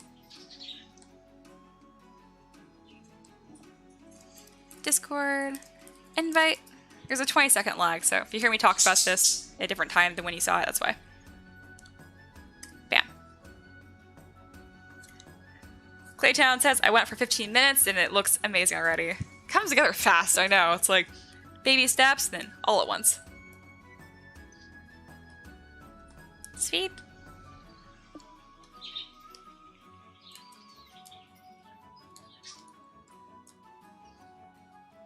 And especially why I'm fine with inviting you guys. Anyone who ever joins my Patreon, even when they leave, they can still stay in the Discord. So like there's plenty of people in there who are not giving me money monthly. So don't feel weird or anything. Like you're fine.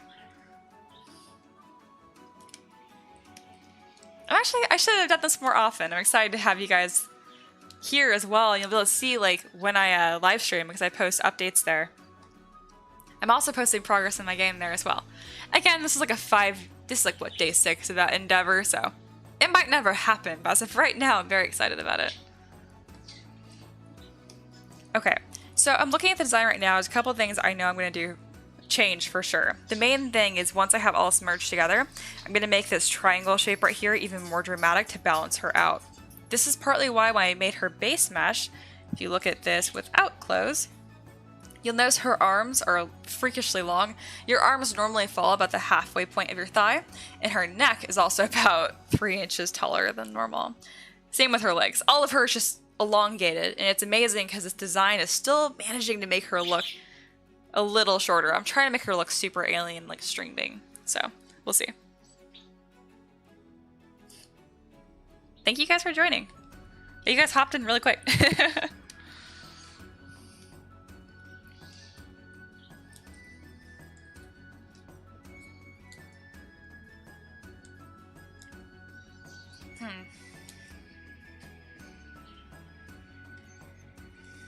Right now, I'm just kind of just loosely playing around. I think my creative juice is done for right now.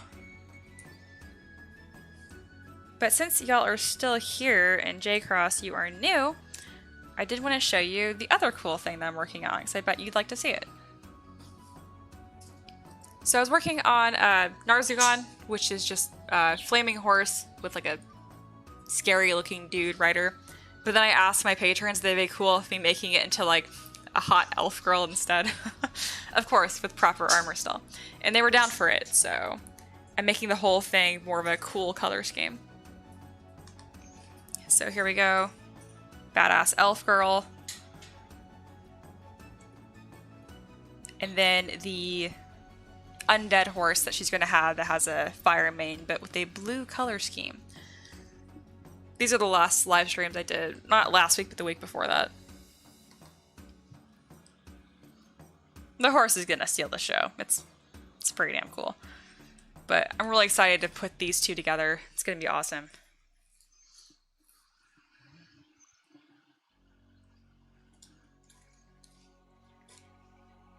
I'm not sure how much tack I'm going to put. I want to do a bridle with the reins being chains and some sort of like skull motifs throughout it.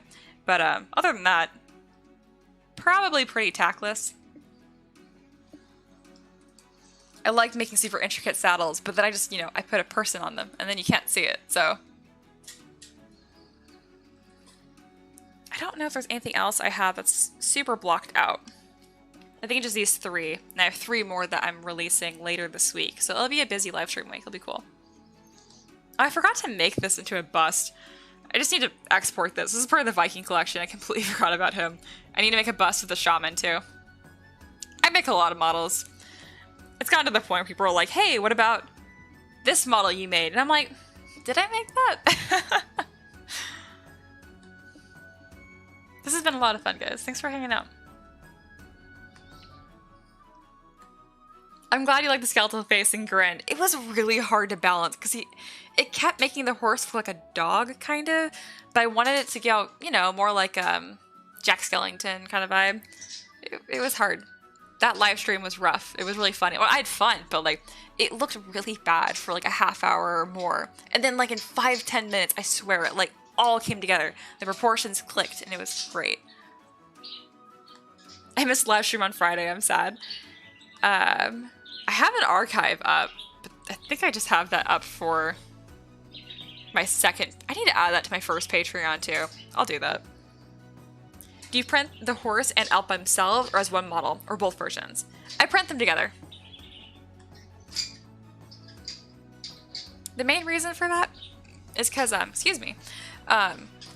resin, when it 3D prints, it contracts a little bit, so your tolerances aren't always going to be perfect. You're going to need to use some green stuff, or my favorite is just using resin to glue things together and curing it with like a little laser UV light, and it'll cure it right on the spot. It does a pretty good connection. My point being, it makes it kind of like rickety. It's easier to print and paint, for sure. Or not print, but at least paint. We have the rider separate from the horse. I like to just put them together. Good question, though. I pretty much never key models like multiple pieces unless it's something huge that does not fit on the build plate. If it's gonna fit on the build plate, I don't care. Alright, let's go back to the Mushroom Queen. Let's get a nice render on it. And it's been about 2 hours I've been live streaming, so I will call it good for tonight. I was only gonna live stream for an hour today, because again, being crappy, but This was so much fun. Thank you guys.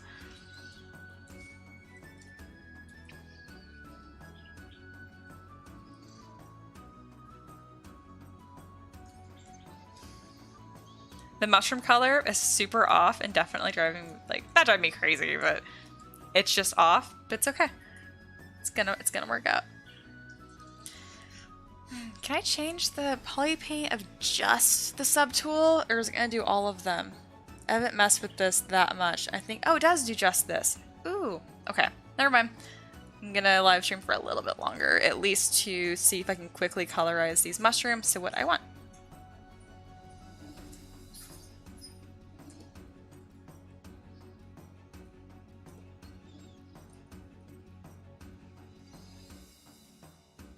Okay, let's grab this and go to poly paint, colorize, adjust colors. All right, make it more intense. More of those red tones I think are nice. You know, just more of all of the tones. I don't know what I'm doing. These back ones look really nice.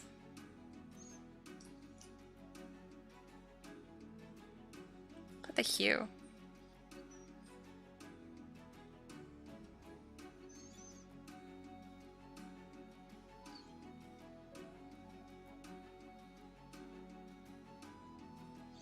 It definitely is a problem that these back ones are so much better painted, but that's fine. I can use that as inspiration to fix the rest of them.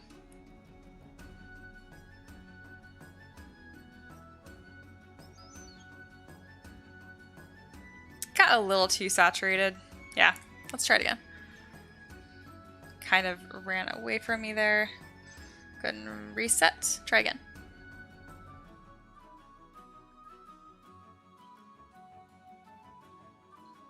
Let's try that. There we go. A bright pink. You know, actually, I might just like it where it's at. What do you know?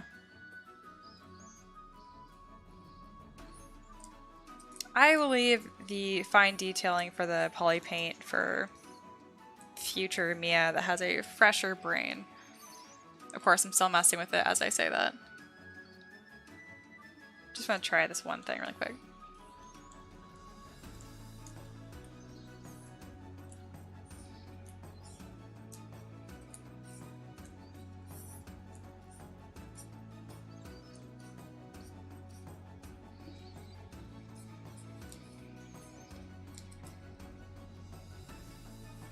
Okay, let's just get a render on here. Make this look cool. I'm gonna make the background really dark, like I do. Kind of brightened up there at the last second. There we go. I'm gonna merge all of this together. Just for the purpose of the render, I don't recommend that otherwise.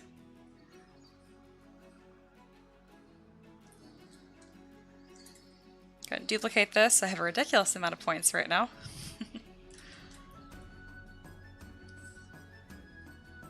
Oops, I have symmetry turned on. Let's turn that off. Hello. Yeah, I'm gonna wrap up pretty soon here.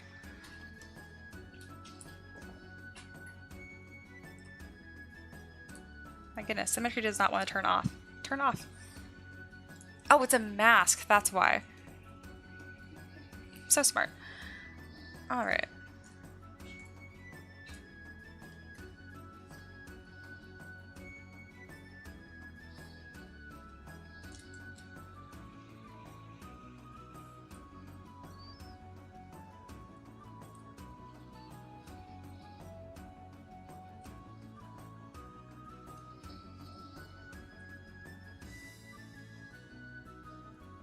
Stay zoomed in. There we go. Kept like snapping out. All right, let's get this more of a front view. And the reason I do this is because if you render with just like screenshots in the background, which I normally do, it only puts shadows on one of them. I like having shadows on everything.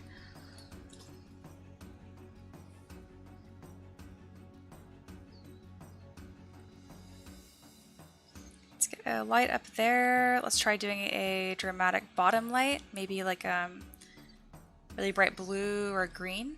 Ooh, the green's interesting.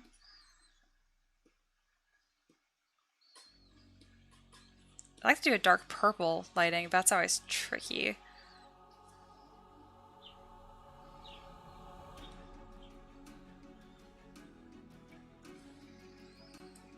Let's see. Are your Patreon tutorials followable with ZBrush Core or ZBrush Mini? Not ZBrush Mini, but very followable with ZBrush Core. In fact, I recommend it because ZBrush Core has the exact same UI as you see right here. Okay, this is a custom UI, but you get my point. There's a couple features that are missing, but they're really advanced features that you're not gonna miss. That's why I recommend starting ZBrush Core, because it's $10 a month versus ZBrush, which is $40 a month or $875 one time. All right. If you're looking at the Patreon tutorials, make sure you're at M3DM Learn, not just normal M3DM Patreon, because I have two. Sorry, no, it's kind of confusing. You'll know which one you're on. It's either going to say 3D models or sculpting classes. It'll be super obvious. Awesome. This render came out nice. Let's reorient it a little bit.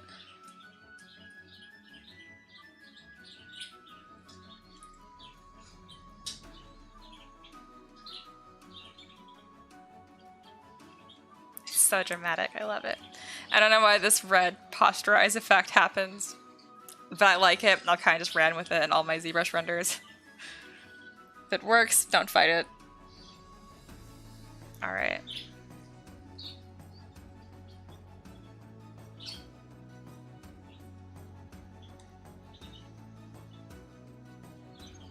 This is sick. Power Save's back. Hey, hopped off an hour ago. Mushroom Queen's looking awesome. Thank you. I know, it comes together so quickly. I'm surprised every time. Like, no kidding. So I love live streaming because, I don't know, it gives me confidence. Whenever I'm feeling, like, really unsure about a piece I'm working on, I just look at a live stream. I'm like, hey, look, 10 minutes ago, kind of sucked. Came together in the last 15 minutes. Happens.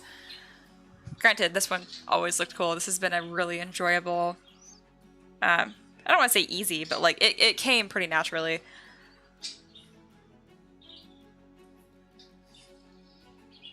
How awesome.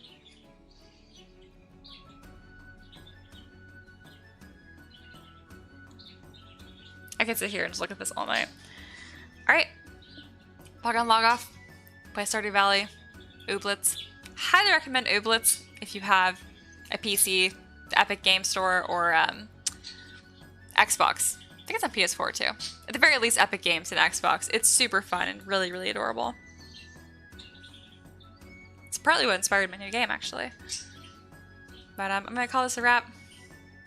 Thank you guys so much for hanging out. If you missed it, a little higher up is a Discord invite. You're more than welcome to join. I'd love to have you around. And yeah, I plan to live stream tomorrow at 6 p.m. Usually I do. It's really common. I say 6 p.m. I usually live stream at 5:45 or 5:30. Just letting you guys know. I tend to be a little bit early. But yeah, thank you guys so much for hanging out. This was really, really fun. And I'll see you next time. Have a lovely night, okay? Bye.